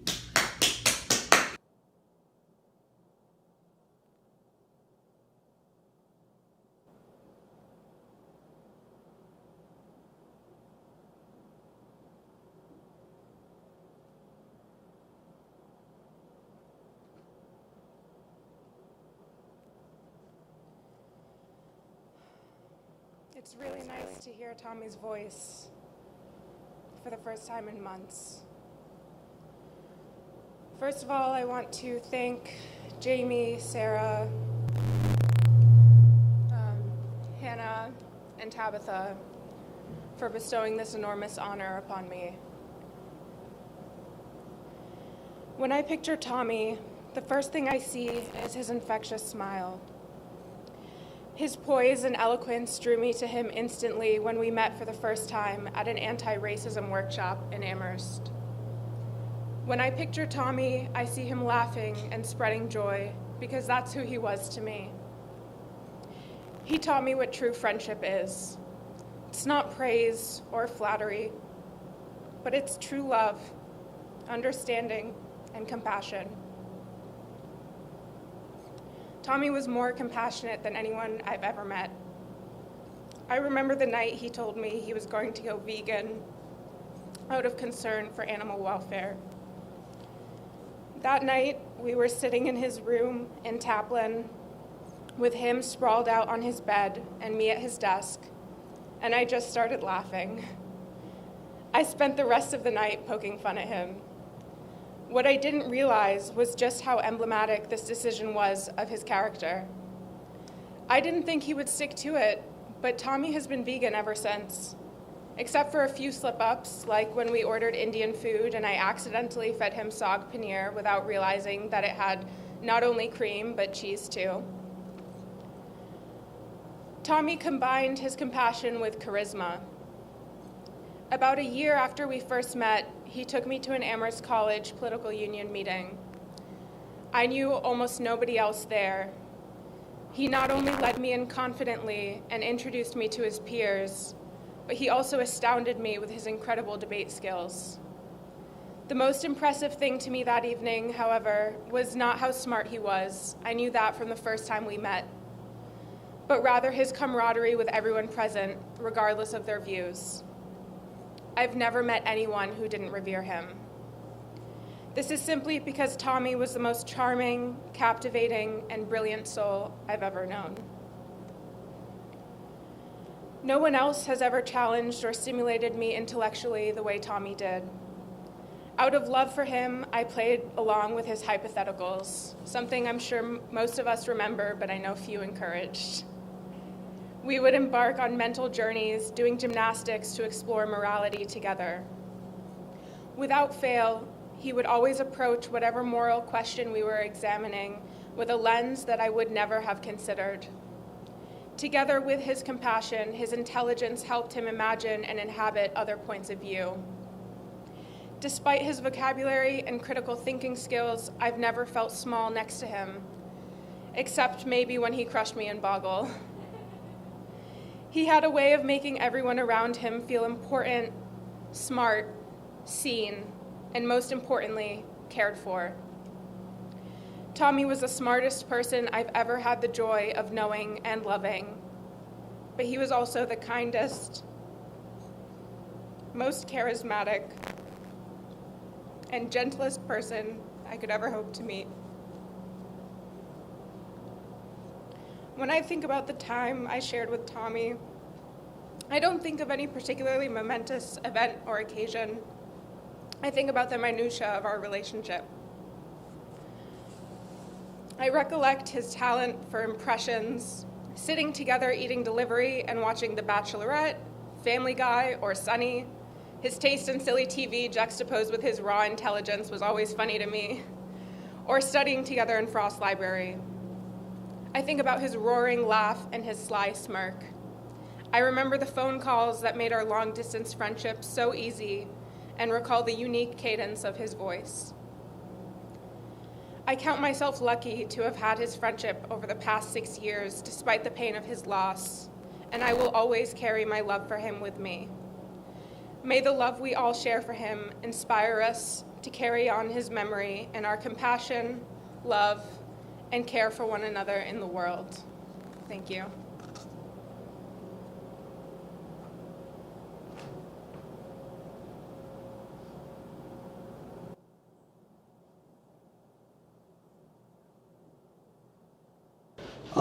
In one word, I would describe Tommy as gentle. Revelatory.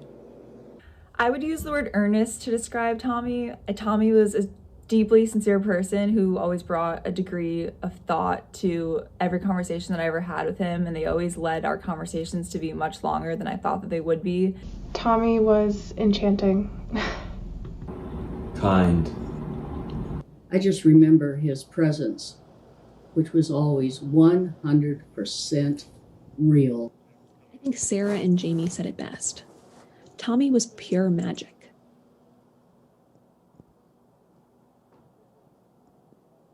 The first time I ever heard him perform spoken word poetry, I think that really just provided such an insight into Tommy's soul and into his mind, and really kind of showed me for the first time just how special and unique he was. Tommy was in my playwriting class. He took 2 of my playwriting classes.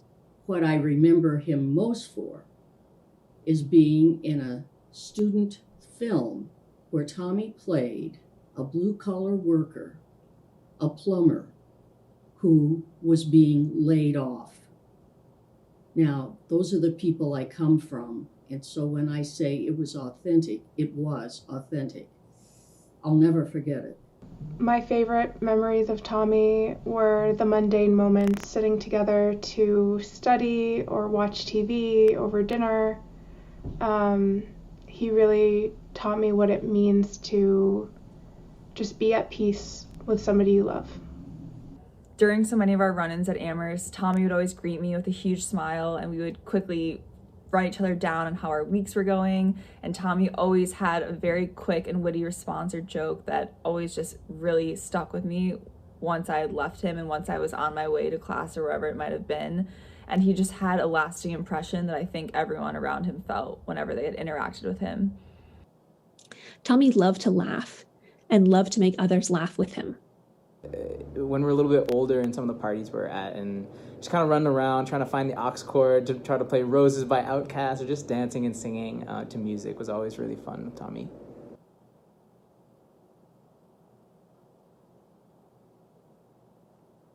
I admired everything about Tommy, but if I had to pick one quality, it would be his humility. Just his kindness. I think Tommy centered kindness in such a powerful way in his life, and it's something I've always really appreciated about him. He truly cared about humanity and put others and their needs ahead of his own. That would be the way he was able to connect with anyone he met, and he had this genuine desire to connect with people. He felt other people's pain like no one else I know. Some of the views that he or beliefs that he had, or different things that he'd talk about, even when you didn't agree with all of them, you knew that they were all grounded in some very fundamental and deep kindness. He was honestly the smartest person I ever had the pleasure of knowing, but he was never pretentious and never made anybody feel stupid around him. He was a very cute man.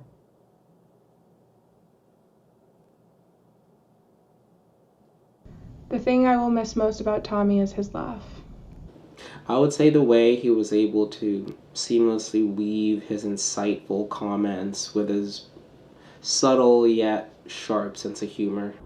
His laugh. All of his different laughs. His anxious laugh, his nervous laugh, his little giggles, all his little mannerisms and idiosyncrasies.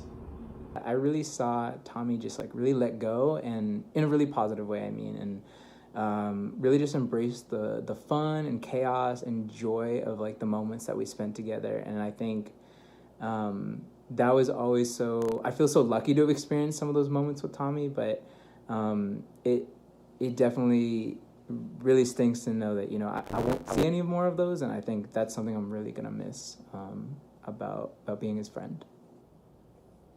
What do I miss most about him? I miss him.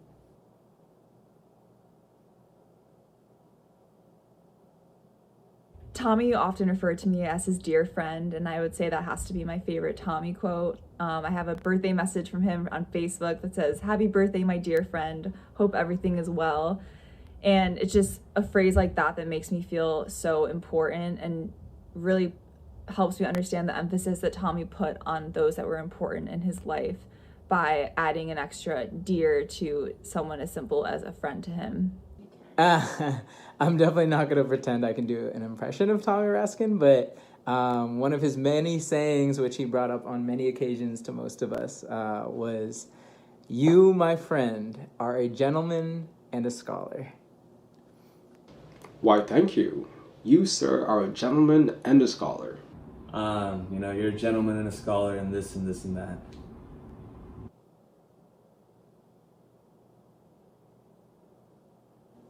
Tommy taught me, or helped to teach me, to live my truth.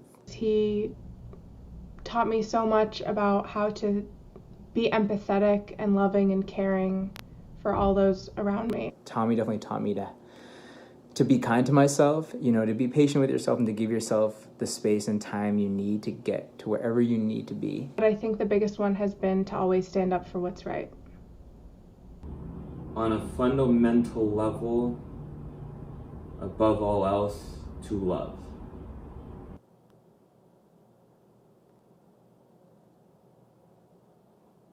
Tommy, I love and miss you, and I wish I could say that in person. Thank you for being a friend. I wish we had spoken more over the past year. I will definitely miss you very, very much. I just want to say thank you. I feel so lucky to have called myself a friend of yours, and everything that you know, the ways that your life has touched our lives. And I really miss you, and I love you, man. We were lucky to have known him and had him on our lives, and he won't be forgotten. I hope that you're at peace now.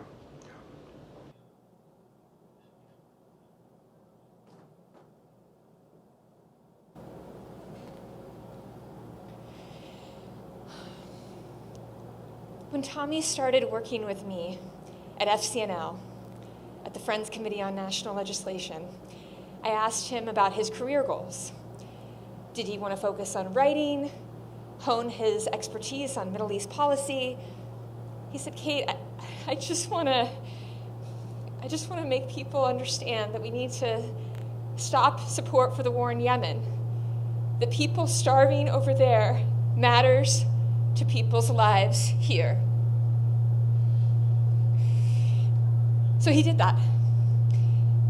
He did it at Capitol Hill luncheons, where congressional staff ate burgers, and Tommy, with this little pile of vegan potato chips in front of him as his lunch, he would passionately remind everyone in the room about the men, women, and children whose lives were destroyed by our bombs. He did it in his lectures before student groups, in meetings with skeptical staffers, and when he sat down at his desk and asked me if I had heard the news that another hospital in Yemen had been bombed, and what should we do about it, Kate, he'd ask. I once overheard an activist debating with him and just give up in exasperation, saying, "Look, it's not possible for the world to be as good as you want it to be. But that didn't stop him. Because Tommy, in his larger-than-life presence, he was always inviting you to live a more moral life. His invitation was a manifesto of love, kindness, humility, and penetrating, thought-provoking questions, all the while making you laugh, because Tommy would do these impersonations of Donald Trump that would give Alec Baldwin a run for his money. When Jamie called and gave me the tremendous honor to speak before you today, I knew that Tommy would want me to share a message that he gave to me in this thank you card that he gave me when he left FCNL. But when I read the words today, I know that the message belongs to everyone who loved Tommy, everyone who is exalted and enchanted by his spirit and is devastated and in despair by his loss. Tommy wrote, "Frankly, I wish I were leaving under different circumstances. The war in Yemen rages on.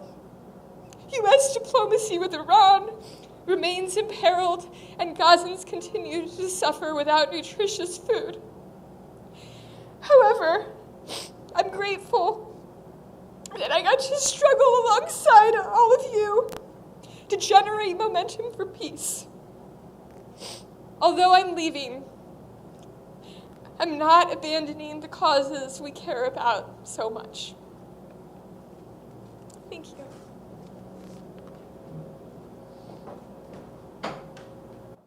After World War II, the white middle class soared to prosperity as a result of bills like the GI Bill.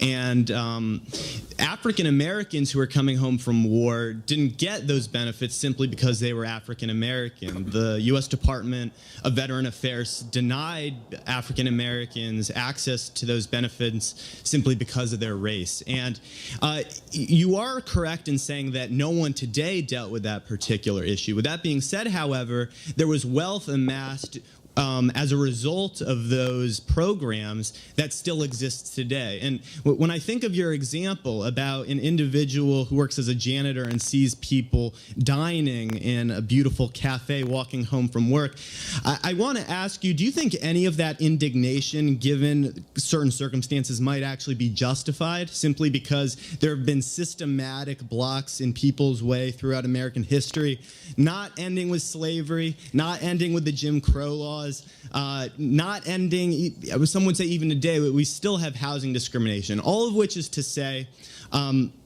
you found that during the Cold War era, there was a massive boom in the white middle class's prosperity, and you just didn't have that among African Americans, not because they weren't meritorious, but because they were discriminated against. So, let me ask, we're in a very smart college. It's worth pursuing a discussion on these points. So there are Americans whose present benefits are due to past advantage.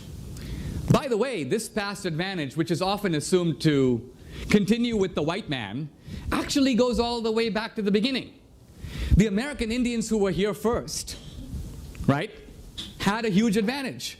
We presume that they owned the whole country. Now, by the way, let's pause for a moment. How do you get to own a country? If you have Cain and Abel is a shepherd, and Cain is a farmer, and Cain says, okay, I'm not going to put a fence around the whole world. I own it, because I'm the only guy here. You're a shepherd. And my descendants will now inherit the earth, and anybody who shows up is a usurper. Rousseau says that the first guy who puts up a fence and claims he owns something is a con man. So the American Indians came. They happened to be first. They came in a bunch of tribes. The Navajos who got the land took it from the Hopi or the Pueblo. Their law of the jungle was conquest. That's how they got the land. There's a big fight about the Black Hills that I cover in the film. The Sioux who got the Black Hills took it from the Cheyenne. So when we say, oh, give us the land back, are you going to turn around and give it back to the Cheyenne? Oh, no. It's ours. Really? How come you own it forever now? So what I'm getting at here is, history is very complicated. Let me give you an example of India so we can look at this at the level of theory. Okay? India was invaded by the British, and earlier by the Afghans and the Persians and the Mongols. So you have all these successive invasions, right? Are you actually saying that you believe in a rule of social justice today that says globally, let's look at this as a global rule of justice, I'm going to figure out whose ancestors did what to whom, and I'm going to return goods that were illicitly taken from the beginning to the people who had it originally. Do you believe that that's a viable way to organize our society? Do you believe, if I can ask you a direct question, that you are the beneficiary of white privilege here at Amherst? I yes do. Or no? Well, yeah, and Pause. Okay. If you are, can I ask you a further question? Oh, okay, yeah, but I don't just say it in a I don't say it in a self-flagellating and self-aggrandizing way. Hold on. Okay, go on. I really try not to. I'm simply saying that because you asked me. Really, I view the recognition of one's privilege as an impetus to change things. So I don't just say I have white privilege. I try to help those who have not benefited from such privilege. How? Hold on. Let's pursue this for a moment. You say, this is actually very important because there's a psychology here, right? Well, you see, I'm going to answer your question, but I'm really not trying to attack you. I'm not trying to be provocative. I just find that often, I think the essence of much of this discourse surrounds hypocrisy, and you're trying to demonstrate that I'm a hypocrite. I say I benefit from white privilege, yet I don't actually do anything. But I'm gonna backpedal and say that ultimately I think what the greatest vice is cruelty, and I don't want to be hypocritical. So to answer your question, I'll start in high school. I mean, do people want to hear this, or do we? Educated. Let them know. Look, let me say where I'm going with this, because I think you're. All right. Well, too bad. All of which is to say, it's not like I picked anyone out to help based on the color of their skin, but I was a tutor for people who tended to be low income when I was in high school.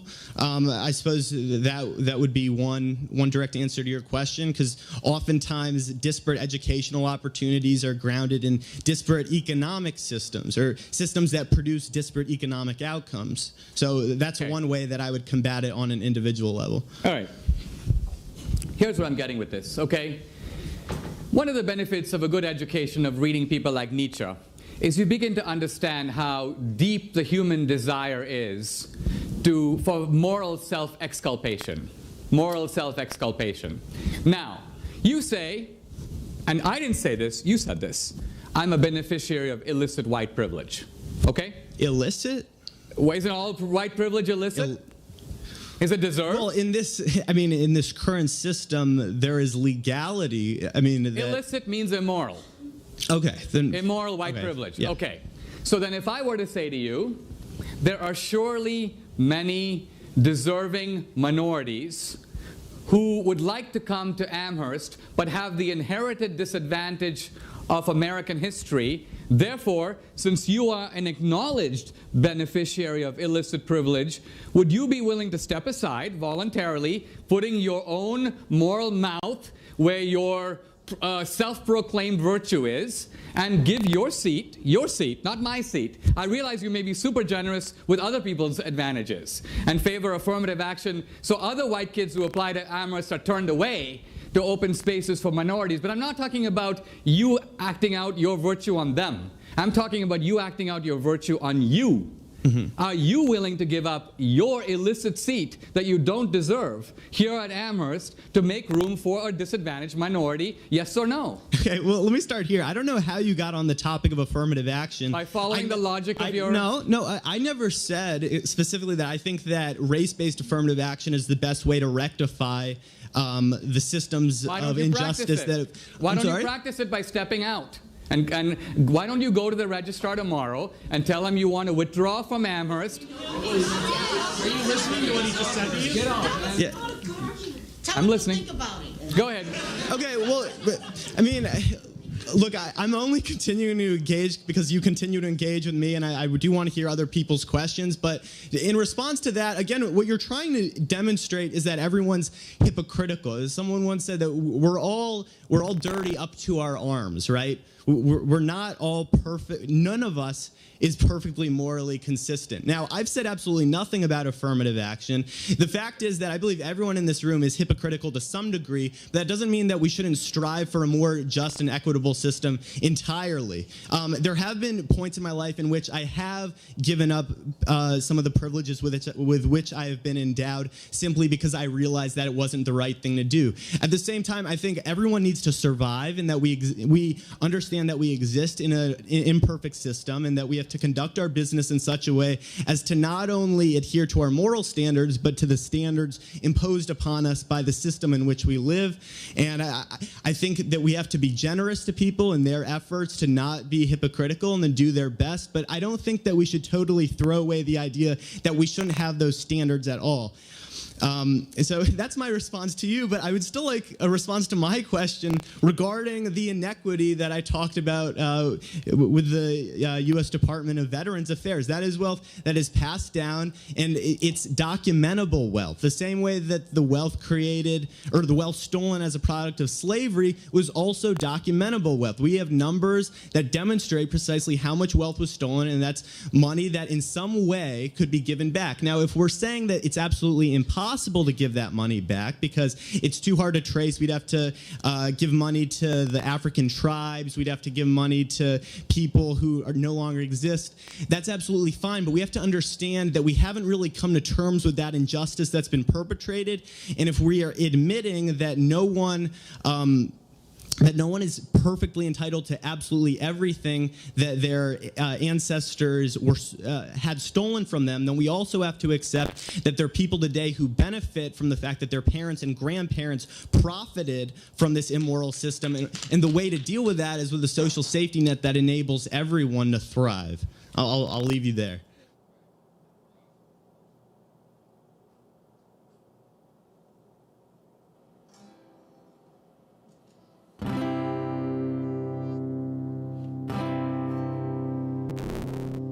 The Berrigans are a family of Marylanders who give voice to their moral compass, which is so, so admirable.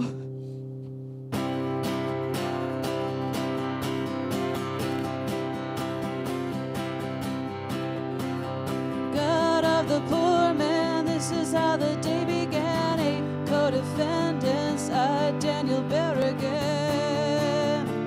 Oh, and only a layman's batch of napalm. We pulled the draft files out, we burned them in the parking lot. Better the files than the bodies of children. I had no right before the love of you.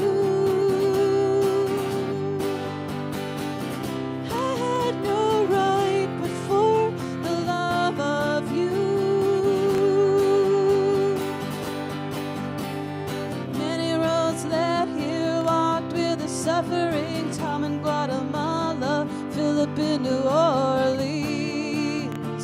Oh, it's a long road from law to justice. I went to Vietnam, I went for peace. They dropped their bombs right where my government knew I would be.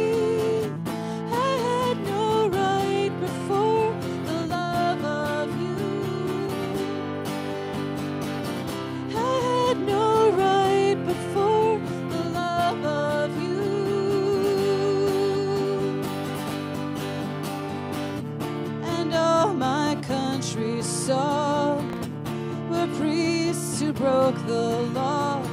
First it was a question, then it was a mission. How to be American, how to be a Christian. Oh, if the law is their cross and the cross is burning.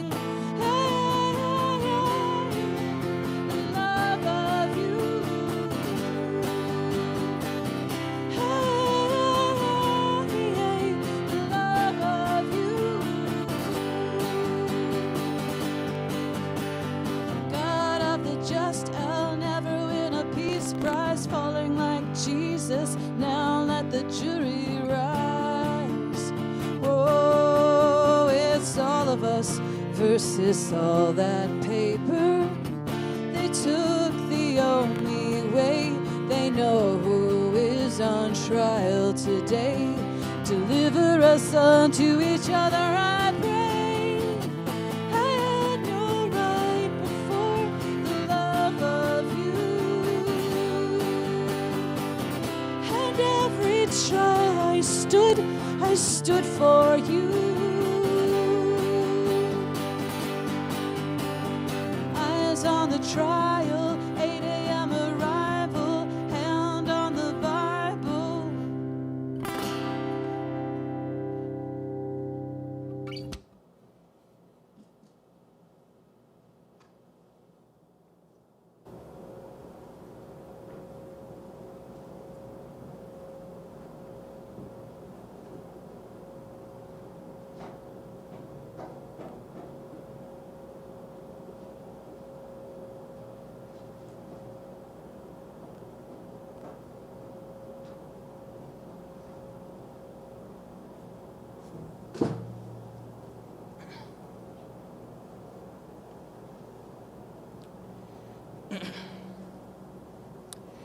I struggled a lot when thinking about coming up here today, as I think we all did, for a lot of reasons.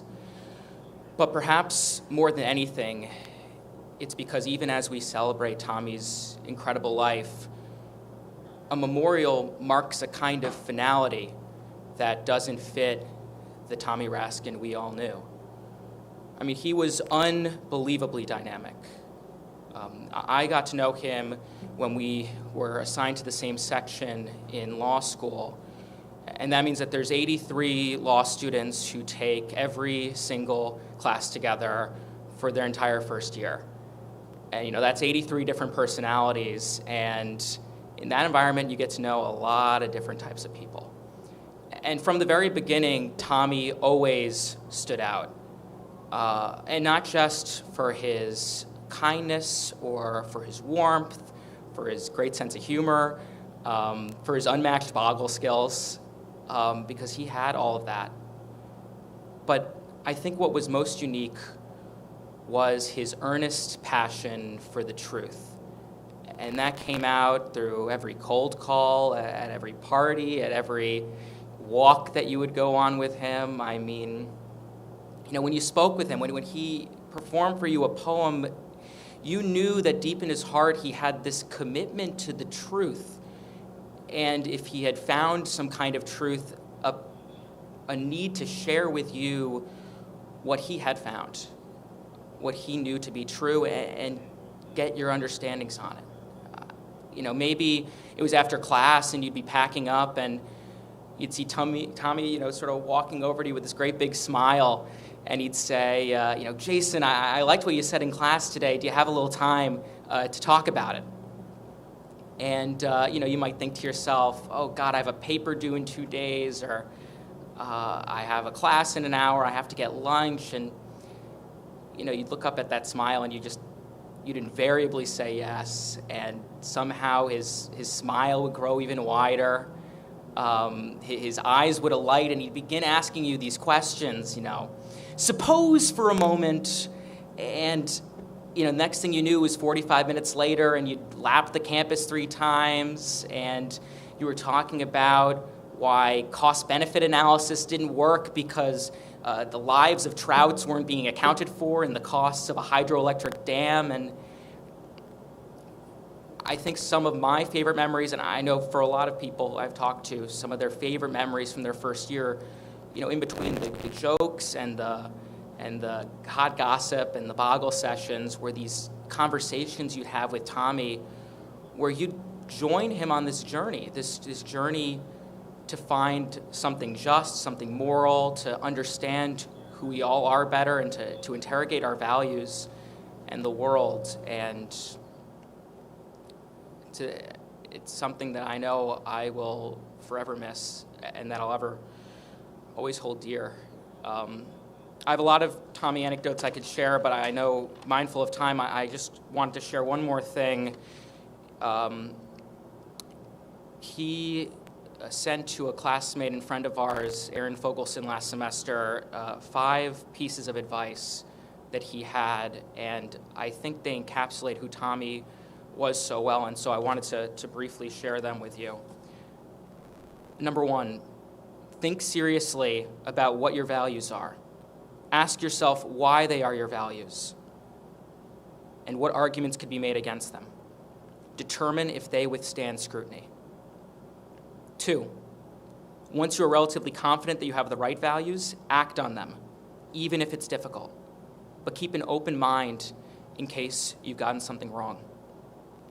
3, try not to allow others' opinions of you, of your values, to dissuade you from doing what you have determined is right. 4, be kind, even to those with whom you strongly disagree. And 5, and most importantly, have fun and smile along the way. I hope we can all take that advice into our hearts and through our thoughts and actions that Tommy can live on through all of us. I know we all miss him. I miss him so much.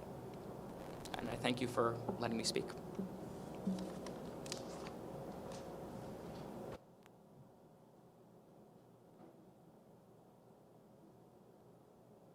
In one word, how would I describe Tommy? I would describe Tommy as electric. I think I'm gonna go with beaming. Like, to me, he was just always like beaming with positive energy. Tommy was magnetic.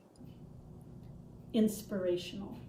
So in one word, I would describe him as engaged, because he was engaged with the world. I think the word would be thoughtful. He drew people to him. He was so passionate and warm and friendly. You always wanted to be around him. He just had such an amazing presence about him. And wherever he was, you wanted to be around him because he just lifted everybody up who was near him. Just electric.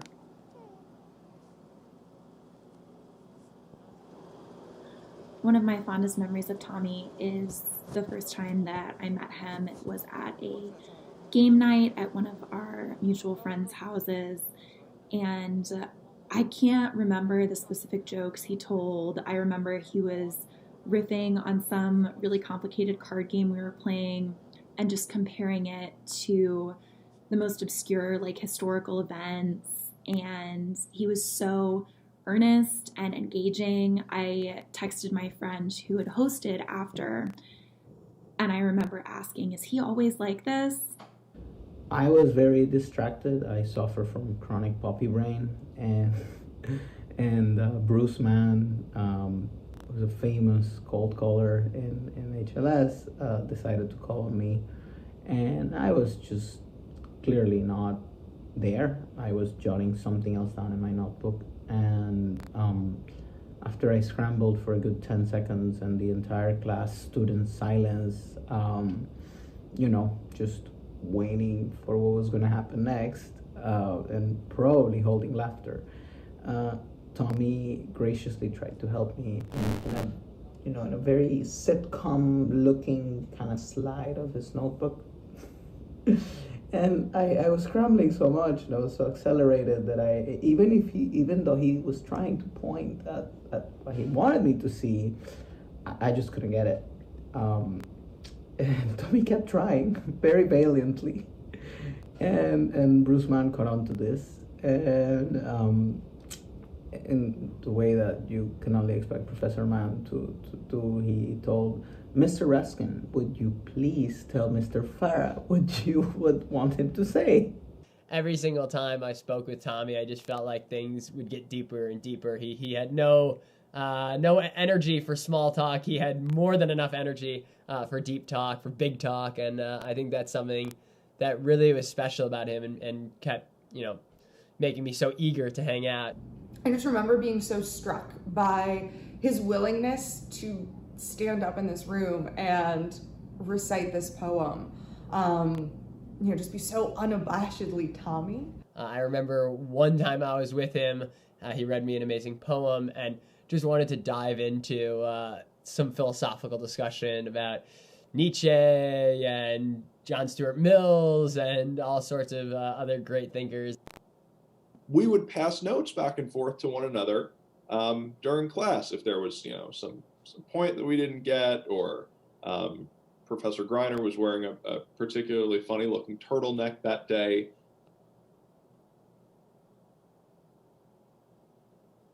I think that what I admired most about Tommy was his conviction to his morality. He lived his values every day in ways large and small. He really truly felt and thought about the world that he wanted to bring about. I really admired the way he carried on discussions. He always stuck to his understanding of the good. And he had a very clear and thought out understanding of moral right. He really wanted to hear folks out, and he also wanted to get his points across as well. And he was just so persistent, and for amazing reason, because he really truly deep down believed in the things for which he was arguing. And I think that's one of the many reasons he had such a lasting impact on our law school section. How many times did I lose to Tommy at Boggle? Oh my God. Too many would be probably the answer. More times than I care to admit. So dozens of times I lost to Tommy at Boggle. Mathematically, I would say that he beat me probably 60 to 80 times in a 9-month period. Every single game of Boggle I ever played with Tommy. There was one game where we had a really hard board where I think it was 9-11 or something like that, very close game. And that was one of my proudest moments. I still lost, but it's one of my proudest moments. Tommy invited all of us over to his apartment for a little section get-together, a little section party for folks to get to know each other. And I said, hey, can I pick some songs?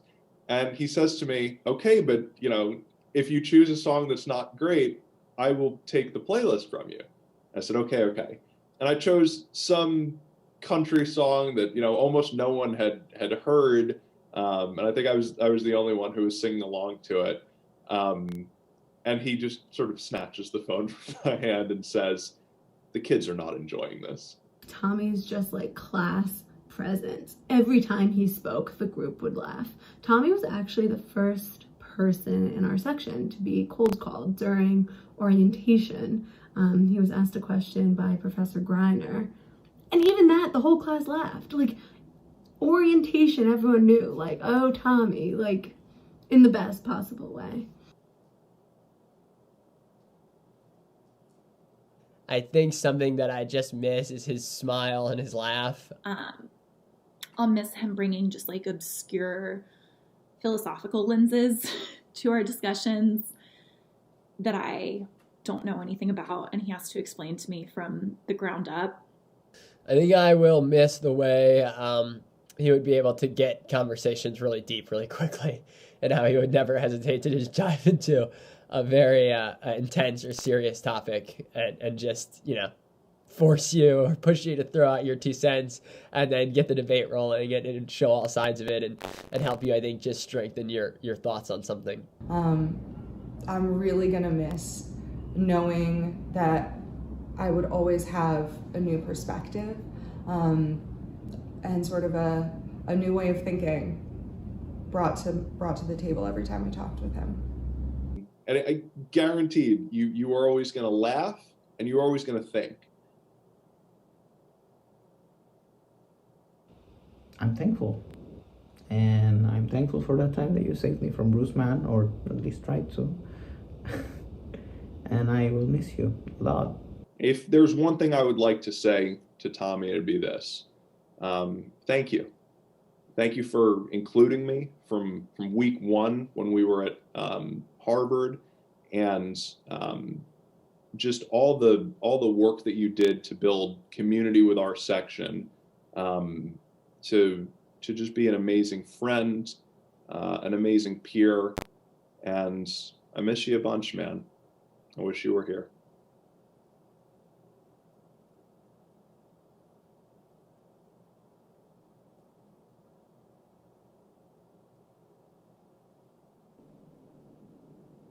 A note on Nietzsche.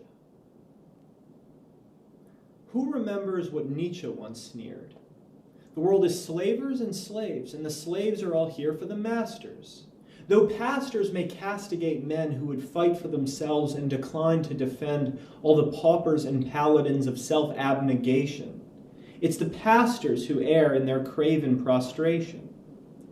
In conflation of goodness with kindness, they miss that the man of true worth will achieve his own bliss, without heed to the fools who would temper his ways and drag him straight down to their dreary malaise. Indeed, kindness, says Nietzsche, is just the recourse of men with no skill in the world, all forced to pretend that they're good in some way that the master is not, when in fact they're just daft and drew twigs as a lot in Darwinian games from which humans once flowered with a craving to tower in a dark will to power. The liberal alleges that Nietzsche is scum, benighted, short-sighted, and mistreating the ones all beset by the rest who are evil and gun for themselves in a hell where they torture for fun. But if Nietzsche's mistaken, good liberal, then why do we shear the shy sheep and then feast on the thigh of the chicken and sicken the cattle and fry these creatures in fear and rear piglets to die? It could never be just that they're clueless and dumb. Some are smarter than kids with no circuits to plumb the depths of our rights or the basics of math or the trifles that pass as our basis for wrath against birds and the swine of the earth whom we bind in freezing trucks lined with frail bodies we grind. Surely it's not that they wish to die so. Tens of billions have passed through sheer terror to go to their deaths all screaming when pried from their families, then grieving and cooped up inside some putrid old shack where their fate had been sealed by sadistic, fascistic, sophistical spiels of deceivers and beaters who glorified war on the beasts and viewed peace as unnatural and swore that they'd rout out the hippies, those deviants born of an outsized rapport with the squealing and sore. That they're weaker is just a prerequisite for the assault upon fish and the chicken and boar. It's insufficient alone as betrayed by the fact that we'll nourish the sick and forego the attack when the weak are like us, with no pouches or wings, when they walk on two legs and can blush in a fling. At the end of it all, our excuse will be that the poor neighers and brayers, conveyors of fat, are separate from men in life's pyramid. We find them strange, and in chains they may serve our designs. For the world is the Balkans, a clash of the clans, each eager to build on the lands it expands whenever it can, as the blunders of foes open doors as the poor and weak nations implode. And the beasts, we've concluded, are nothing but lunch, just a frightening, unsightly, delectable bunch. So what if we burn a dumb monkey alive as a means for the genes of our queens to survive? Exploitation, invasion are life at its core. Its strife and the poor, our blights and the war is good, and the more they cudgel the whore, the greater the score for winners who store goods for themselves and plunder the shelves and cling to the helves to bludgeon the dumb and the bum in the slum with whiskey and rum in a cup with a chum, who savor the crumbs of the dead and the bread that they slather him on. They batter the fawn, they're clever to pawn off her leather, to tether the weathered and feathered of beasts they butcher for meat in a glorious feat as a savory treat. But I could never be Nietzsche, the good liberal cries, that bellicose, brutish, base booster of lies, for I defied Mussolini when he kidnapped my boy, and I stuck it to Johnson when he leveled Hanoi and conscripted my brother into hunting down Reds while the country club crawlers quaffed cocktails in bed. I planned with Mandela from dusk until dawn and was pummeled by day till apartheid was gone, and wherever else tyrants have struck a good lad, there too was I struck by a truculent cad. But who still believes the aggrieved are above all the shooting and looting that their captors once loved? Young Germans were starved by the Allies, converged with old Eichmann to liken the Jews to a scourge on the great, and the state of our people was born. For Kahana to scorn all the Arabs as foreign, as a cancer, a thorn, and our side never mourn their demise, he advised. They just lie, he would warn, like Tutsi once snatched from their families who then rushed to ravage the Hutu, like the Hutu did them. Or Albanians killing all Serbs on the spot as revenge for the men whom Milosevic shot. It's nature, some claim.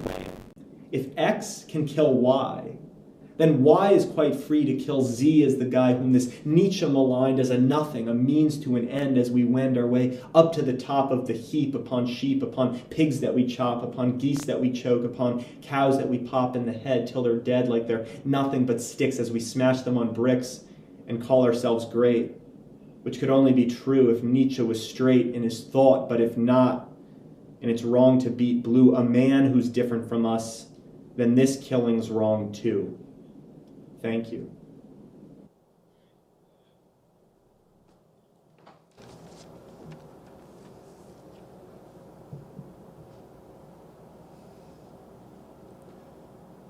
Bakunin says that if there is a God who sends angels to the earth, they won't come as priests or as policemen.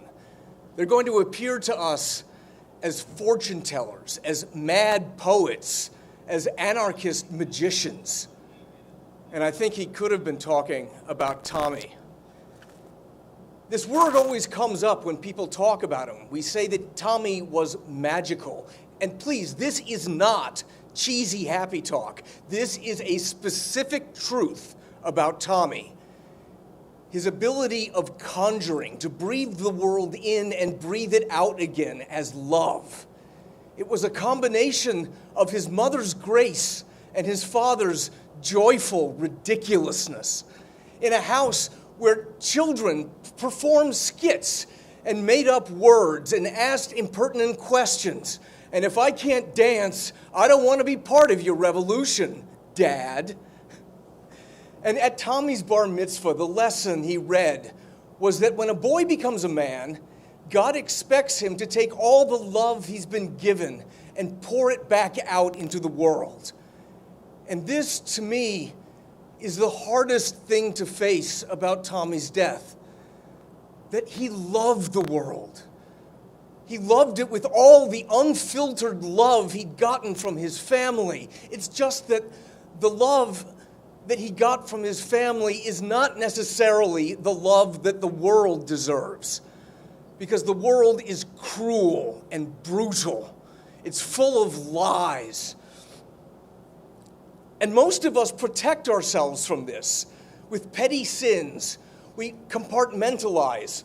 We use hypocrisy and selfishness. You and I might read about factory farming, about baby calves crying out for their mothers. And we might say, oh, that's terrible. I think I will vote to reform that practice. But Tommy felt it like a hand over a flame. You and I might read about Yemeni schoolgirls blown apart by drones on page 12 of the New York Times and say, oh my God, Trump's foreign policy is atrocious. But Tommy felt it like they were his own sisters, the pain being all the more because he couldn't save them. And if we all now feel this unspeakable agony that we couldn't rescue Tommy, then maybe now we are discovering how Tommy felt about the world. All he wanted was a world where we don't have to enslave and devour each other. And when you think of it that way, it doesn't seem like too much to ask. My favorite essay of his is titled The Left Libertarian Balancing Act. And this is a hilarious piece because left libertarian is a polite word that you use when you realize, oh my God, I'm an anarchist, but you don't want your parents to freak out about it. And he writes about how embarrassing it is to share this label with people who just don't care. And it would have been so much easier if Tommy had been a selfish libertarian. Then he could have quoted Ayn Rand and complained about the income tax and checked his stock prices, and he never would have felt any pain, because he never would have felt anyone else's. If only he had been the kind of bitter anarchist who hates the world, he could have wrapped his heart in barbed wire. He could have worn his scorn in resentment like a leather jacket, because it's easy to be a rebel when you don't feel like you have to heal the world the way that Tommy felt he had to. Harvard Law School is a hell of a place when you don't believe in authority. You learn about property and contract and the criminal law, and you start to figure out that this has nothing to do with justice and everything to do with power. And all the old white men in their long black robes look down from their portraits and they whisper, "Just surrender, boy. Soon you will become one of us." And we saw it on his face when Tommy lived with us his 1L year. We saw the pain of trying to hold on to your radical truth while everyone around you is being assimilated by the Borg. And it is mortally depressing to hold on to the promise of human freedom in a world full of lies. What a piece of work is man. How noble in reason. In action, how like an angel. The beauty of the world, the paragon of animals. But Hamlet still says, "I have of late, but wherefore I know not, lost all my mirth."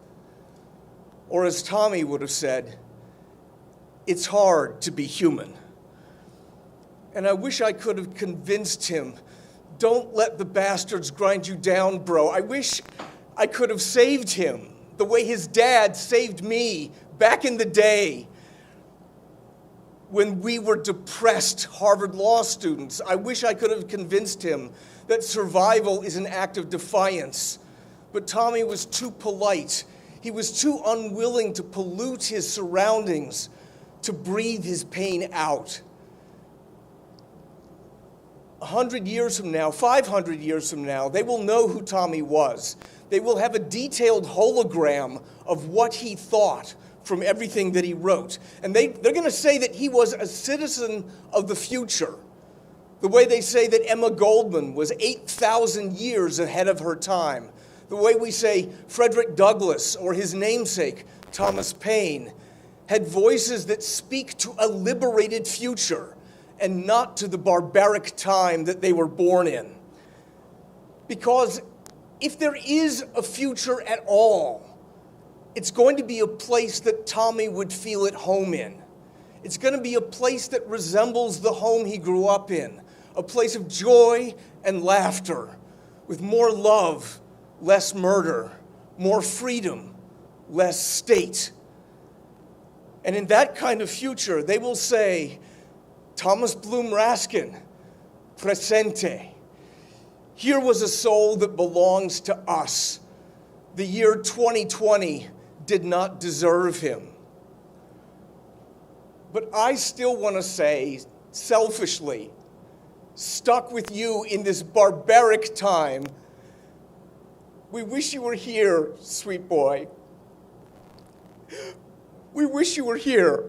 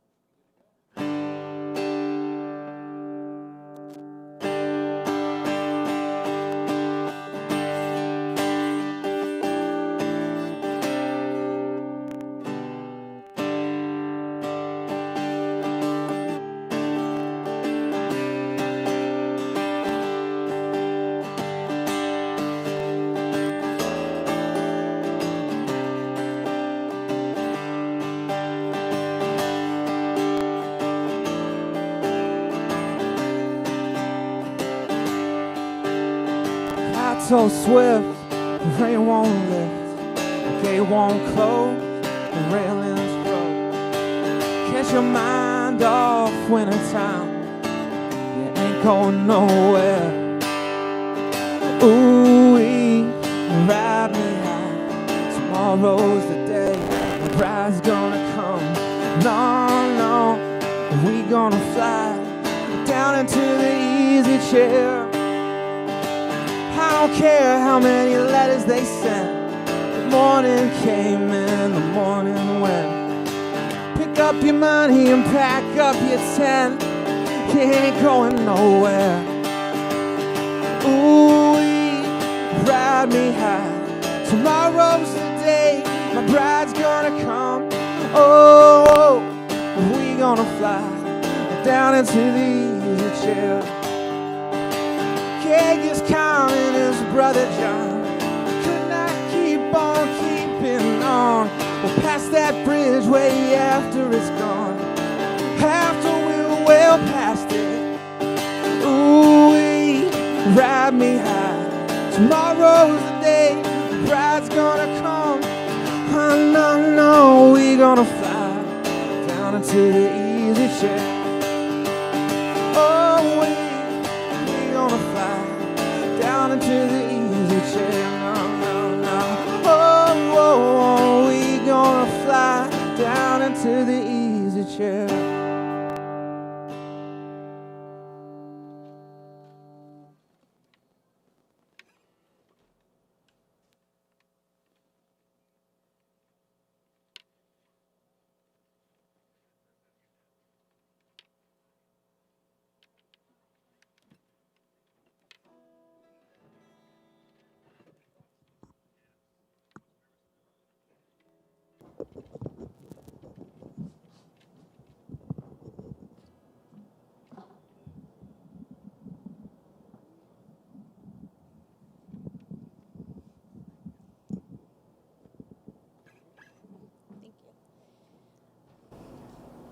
I'm Tommy's older sister, Hannah.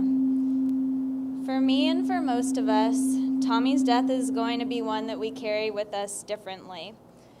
Losing Tommy at such a young age, when we expected to have him around for so many more years, makes his death hard to accept.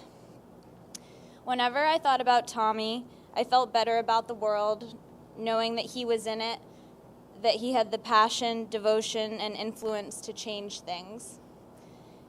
We hope to keep Tommy's memory alive in as many ways as possible. After Tommy died, my parents set up the Tommy Raskin Memorial Fund for People and Animals. The fund has grown to over $1 million thanks to so many generous donations. I never imagined we'd be able to make the magnitude of grants that we're going to be able to make every year in Tommy's honor. Tommy's effort to reduce suffering was not a side project. It was everything: his diet, his poem, his wardrobe, and his essays. The board of this new fund, with me as the chair, will have the responsibility and pleasure to think frequently and regularly about how we keep Tommy's visions and dreams alive as we distribute the money. Giving was an essential part of Tommy's life. He took great pleasure in acts of compassion, sharing, and goodness. He used to say that if you're not enjoying doing good, you're not doing it well. In January, the McDonough family in Tacoma Park set up a Google spreadsheet open to the public where everyone was invited to list acts of goodness that they were doing in Tommy's honor to help our family manage the sorrow. The list quickly became unmanageable with thousands of listed good deeds: park cleanups, vegan dinner nights, food drop-offs. The list goes on and on. And the response became overwhelming, and the list is no longer online. But the overwhelming response gave us the idea of dedicating a day to establish good deeds everywhere in Tommy's honor and spirit. So we're proposing that that day be his birthday, January 30th, which would otherwise be a sad day for our family. So instead, we'd like to rededicate and recommit ourselves to Tommy's values of goodness and empathy. So we'll be in touch about that, and I hope everyone will begin to think about how we can best observe January 30th, a day of good deeds for Tommy, for the community, for animals, and the global poor in 2022. It is now my great honor and pleasure to announce the first 2 grants that the Tommy Raskin Memorial Fund for People and Animals is making this year. The first is a $15,000 grant to Mercy for Animals, where Tommy was a legal intern last summer and part of a long-standing unpaid internship program. The program develops legal advocates who focus on alleviating animal suffering and preventing exploitative practices against animals. This grant is going to support 3 interns for next summer at $5,000 apiece and help Mercy for Animals attract a group of excellent candidates who need a stipend to pursue this amazing opportunity. Tommy learned so much about being an effective lawyer, writer, and advocate at Mercy for Animals, and we want others to enjoy the same experience while building the strength of the animal rights movement. My name is Abby Maxman. I'm about to announce that one too. The second is a grant we're announcing to Oxfam for $15,000 to support their humanitarian response in Yemen, where the Saudi war on the civilian population has created a humanitarian disaster area. And Oxfam was a favorite organization of Tommy's, and we have a message from the Oxfam president here. My name is Abby Maxman. I'm president and CEO of Oxfam America. Last December, Oxfam received a call from Tommy wishing to make several donations. We were heartbroken to learn of his passing less than 2 weeks later. Tommy's generosity of spirit and unshakable commitment to pursuing truth and justice will never end. Oxfam is deeply honored to be the recipient of a grant from the Tommy Raskin Memorial Fund for People and Animals for our work, together with partners, responding to the world's worst humanitarian crisis in Yemen. Thank you, Tommy, for shining the light on the injustice of poverty and inequality that we will humbly carry forward in your honor. All right, please welcome back our friend Lucy Kaplansky, who will sing one final song before my dad closes the service.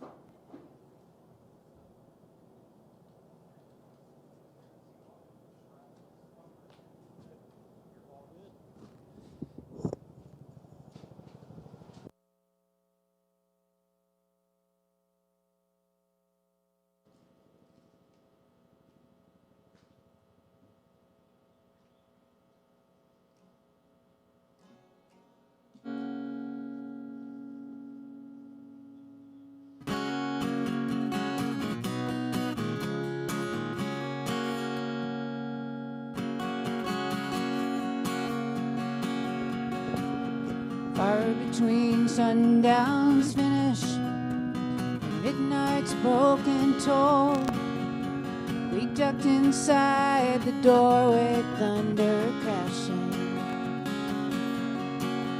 as majestic bells of old struck shadows and the sounds seeming to be the chimes of freedom flashing for the warriors whose strength is not to fight, flashing for the refugees on the unarmed road of flight, and for each and every underdog soldier in the night. And we gazed upon the chimes of freedom flashing in the city's melted furnace. Unexpectedly we watched, with faces hidden while the walls were tightening, as the echo of the wedding bells before the blowing rain bells of the lightning, tolling for the rebel, tolling for the rake, tolling for the luckless, the abandoned and forsaked, tolling for the outcast, burning constantly at stake. And we gazed upon the chimes of freedom flashing.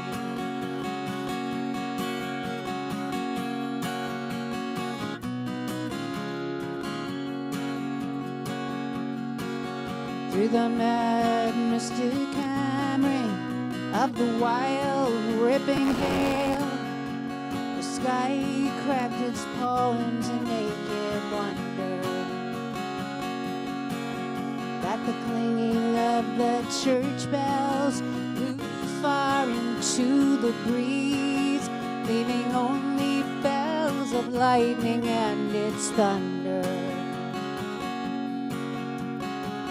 Striking for the gentle, striking for the kind, striking for the guardians and protectors of the mind, and the unpawned painter behind beyond his rightful time. And we gazed upon the chimes of freedom flashing.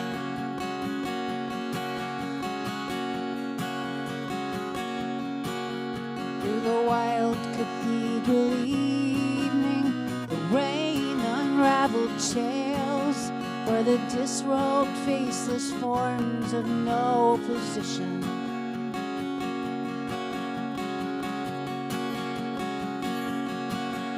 Tolling for the tongues with no place to bring their thoughts, all down in taken for granted situations.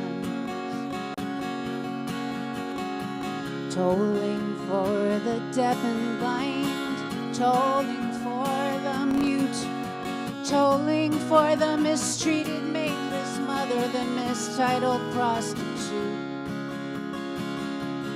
for the misdemeanor outlaw, chased and cheated by pursuit.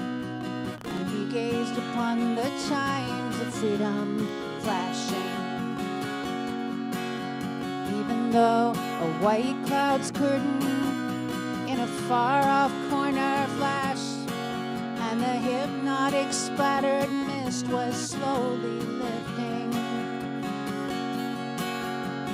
electric lights still struck like arrows, fired but for the ones condemned to drift or else be kept from drifting.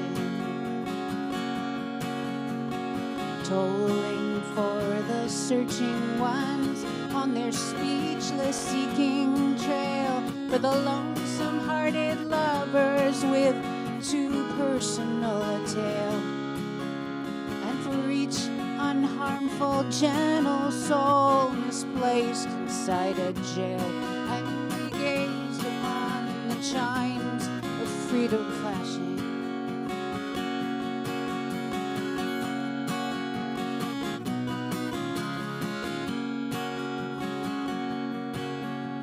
Starry-eyed and laughing as I recall when we were caught, trapped by no track of ours, they hang suspended. As we listened one last time, and we watched with one last look, spellbound and swallowed till the tolling ended. Tolling for the aching ones whose wounds cannot be nursed, for the countless confused, accused, misused, strung out ones and worse, and for every other person in the whole wide universe. And we gazed upon the chimes of freedom flashing.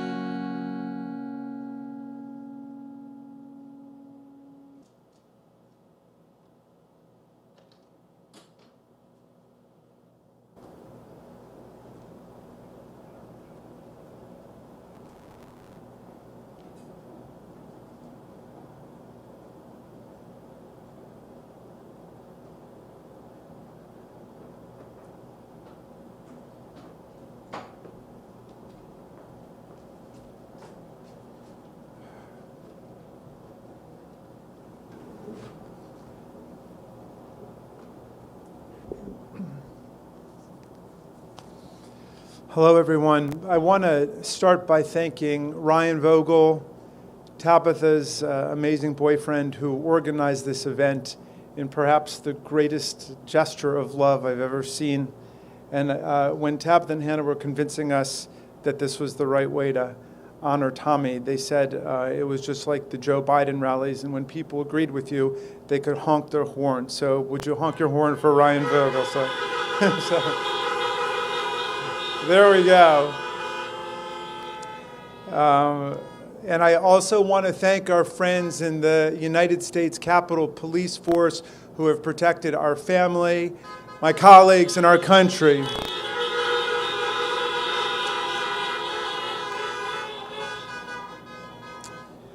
I want to thank all of you for coming and sharing our grief, over the last few months, and sharing our joy also about the life of Tommy. You know, like all brilliant young philosophers, Tommy quickly found his way to Wittgenstein in a passage that some of you will know made a big impression on him in college. Wittgenstein said that the truth of an empirical proposition is whether or not it corresponds to reality. The truth of an analytical proposition is whether it follows the laws of logic.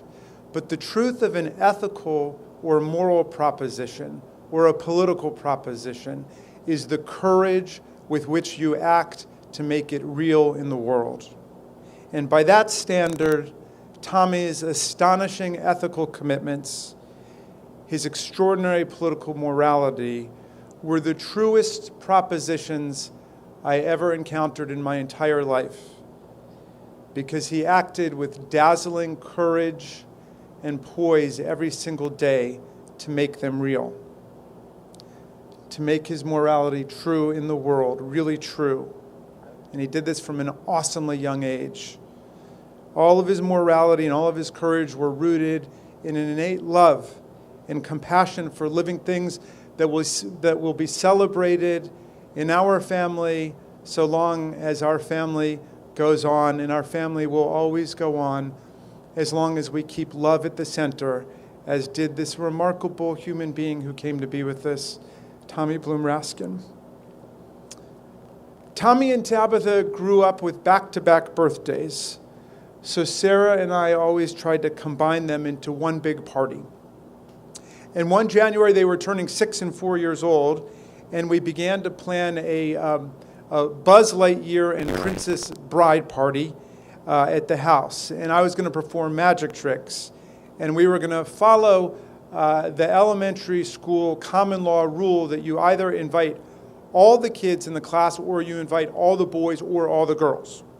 So we were going to invite all the boys from Tommy's class and all the girls from Tabitha's class, and we were going to have just 24 kids in our living room, which struck me as an eminently fair and perhaps manageable number on a Saturday afternoon with cake and ice cream. But Tommy, who was then 5, insisted that we invite all the boys and all the girls in his class because, number one, he loved all of them, and number two, he didn't want any kids in his class to feel left out, and being left out based on being a girl would just make them feel worse than just being left out, not better.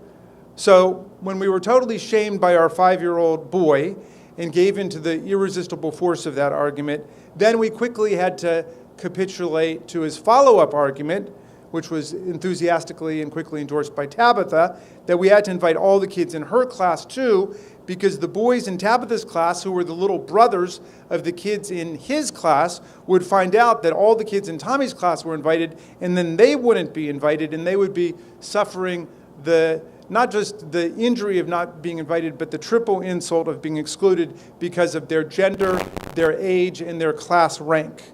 So I had to spend an entire afternoon searching the neighborhood for a place where we could accommodate all 50 kids, and then I secured a 6-page contract for the basement of the Tacoma Park Presbyterian Church. Then realized, of course, that we needed a professional magician who could literally pull a rabbit out of a hat in order to manage this throng of children. All right, flash forward now to high school. It's prom time at Blair. And Tommy has no problem with dates. He has his mom's beautiful blue eyes. He's got the flowing curly hair of a World Cup soccer player.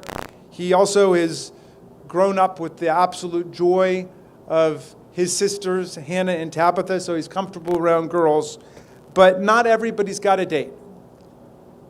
Some kids are shy, some are sad, and everyone matures at a different pace. It's hard to be human.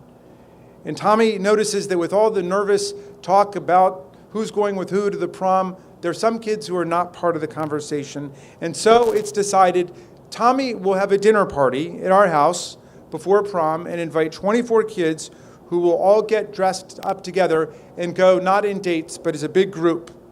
And we've gotten letters over the last few months from parents who've told us this is one of the finest things they've ever seen a young person do. And one mom even said it was a turning point in the life of her son. And it impresses me that Tommy didn't just blow off the prom as stupid or condemn the cool kids. He honored the impulse to have a special night, a romantic night for music and dancing and mystery, but he just wanted to make sure it was a special night for everybody. Tommy always wanted to spread the fun. His fourth grade teacher from Pinecrest wrote us a letter about how one student, presumably one of Tommy's co-conspirators, asked on a particular Tuesday in March what Mardi Gras was, and then the teachers launched into a long historical and religious explanation of Mardi Gras and what it was, and when they finished up, Tommy got up and yelled, "It is Mardi Gras," and started throwing Mardi Gras beads at everybody in the class. He had collected them the last year when we went down to New Orleans, and he had saved them and then threw them out to the kids, and the teacher recorded how they were tempted to discipline Tommy for this unscheduled and unauthorized party, but everybody was just having too much fun, so they let it go. His karma ran over their dogma. Tommy's politics emerged early, rooted in a visceral sense of justice and injustice, freedom and oppression. He had an instinctive mistrust of bureaucracy and a powerful identification with the underdog. I'll never forget the day I was walking to school in third grade, and there was a boy from his class who had been suspended for graffiti or profanity or profane graffiti or something like that. And Tommy was immediately skeptical of the offense. And he was a big champion of Tinker versus Des Moines School District and always loved our friend Mary Beth Tinker. But anyway, after a week of being suspended, this boy, I'll call him Joe, was making his way back to school. And I saw him across the street, and I said, "Tommy, look, there's Joe. They let him out of jail." And Tommy said, "You mean they let him back into jail?" And when he was at Eastern Middle School, he became concerned about the fact that the magnet students were set apart from the other students, and it was causing a lot of problems. So Tommy resolved that he would have lunch with a different group of kids every day. And he befriended a boy who he liked very much, and they began to hang out.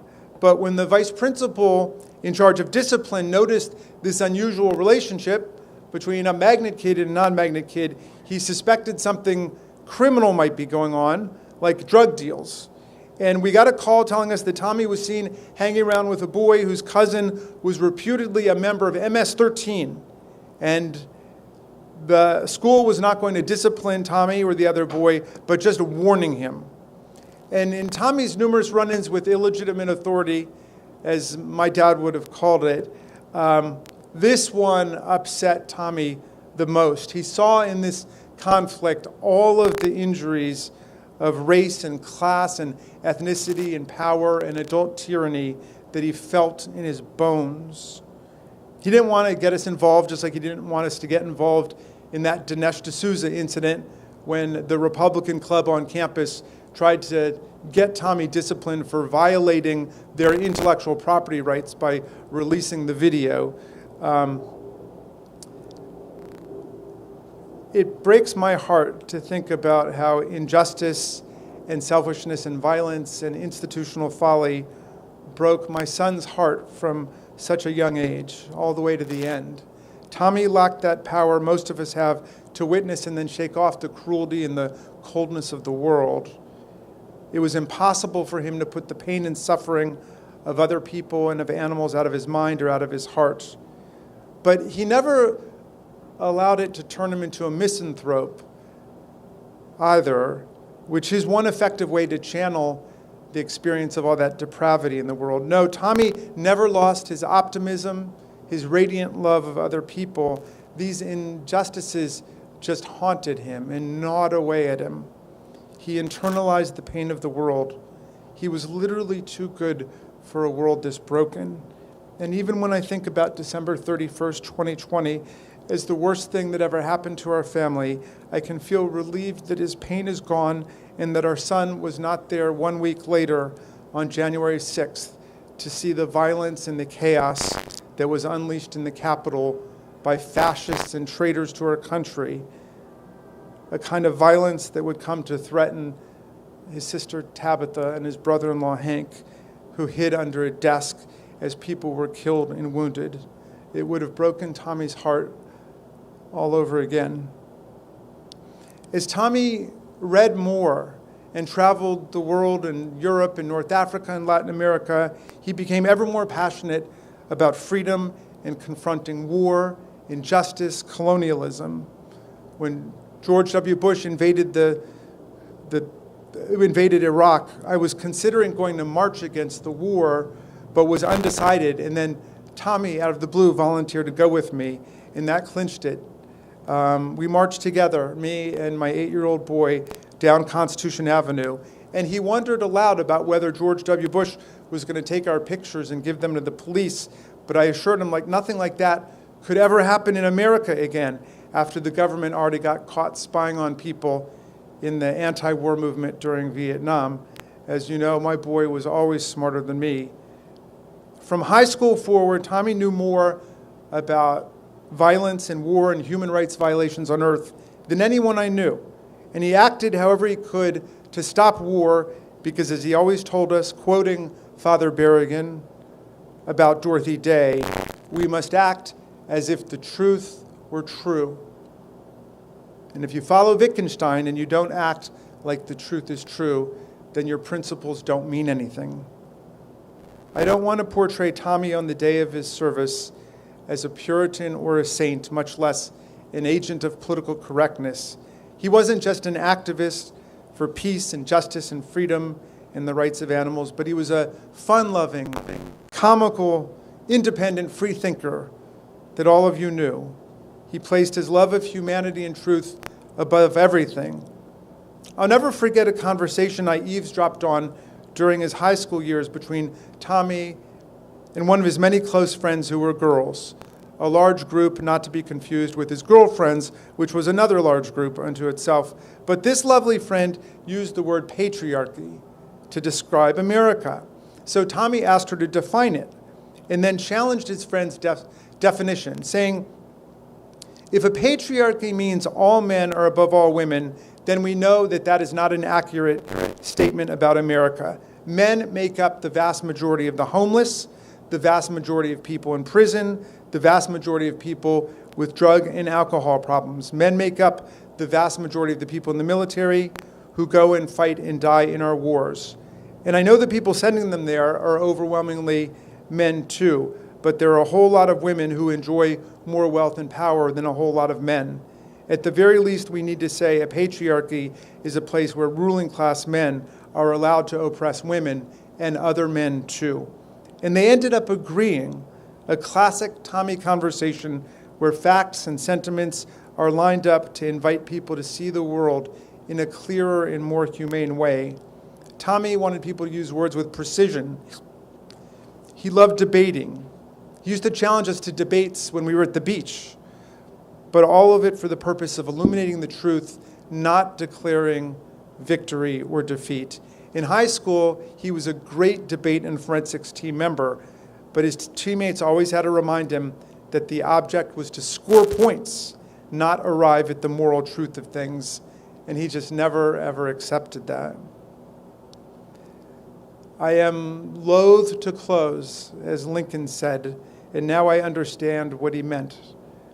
I would like to spend the rest of my life with you here on this day, just telling stories about our remarkable son, praising his love of us all, his friends, his family, strangers, animals. I would like to imagine what he might have done if this were a parallel universe and we were just gathering to tell him how much we loved him.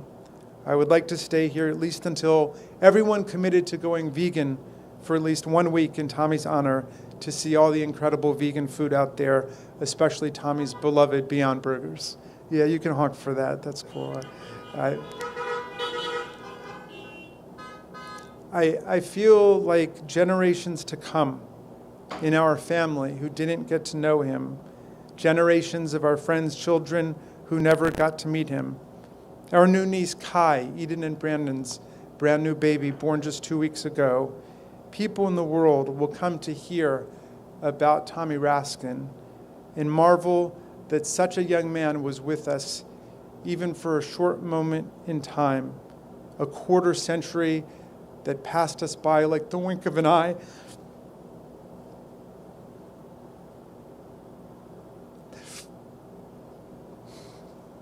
I'll remember Tommy saying, "Come on, Jamie, let's play some Boggle," shaking the letters, revealing the board, and then that dazzling, luminous mind going to work to decode all the patterns, to find all the beautiful words, making order and meaning out of the chaos, finding more evocative human language in the randomness than everybody else at the table put together, with the exception of our friend Judy Miner, whose own beautiful mind has been trained by decades of crossword puzzles.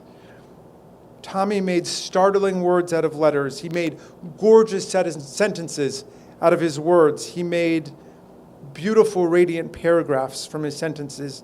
He would excuse himself after dinner to go write an essay about something he had been thinking about during the day. His essays became a way to live with moral clarity and purpose in the world. And out of these essays and projects of his life, he created a love so vast that it will carry all of us through the years and decades, even into the next century, if we only have the courage and vision to embrace a love so thoroughgoing and so pure.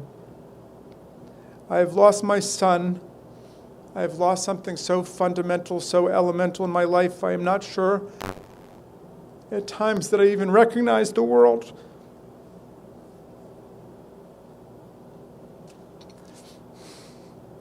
A little part of each of us died with him that day. In my case, it was the belief that everything would have to be all right in the end. The beautiful and the true would have to triumph over all the evil and the chaos. I've lost that sense of absolute inevitability in happily ever after. But if part of us died with Tommy, a big part and a far more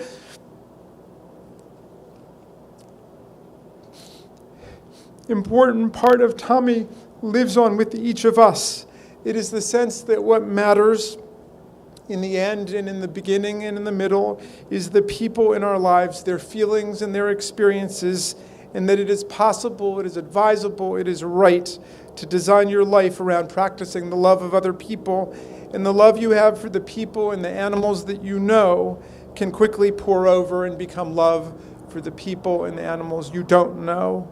Your love can become the engine of a quest for justice. Tommy's cherished sisters, Hannah and Tabitha, Hank and Ryan, Tommy's beloved cousins, Jed and Sarah and Tilly and Bennett, Emily, Zachy, Maggie, Mariah, Bowman, Daisy, Maddox, and baby Kai. All of Tommy's beautiful friends from every stage of his life. These people who will always be part of our family, all of you, you will come to write your own great and magical stories in your lives, but I know you will forever hold Tommy close in your heart as he held you throughout his days. Look after each other. Look after the animals. Look after the global poor. Make justice real. Let freedom ring. Walk in peace. We'll follow your words, Tommy. We will look after each other, and we will take strong action to make the world a gentler place, a better place. Go in peace, my dear boy. Go in peace.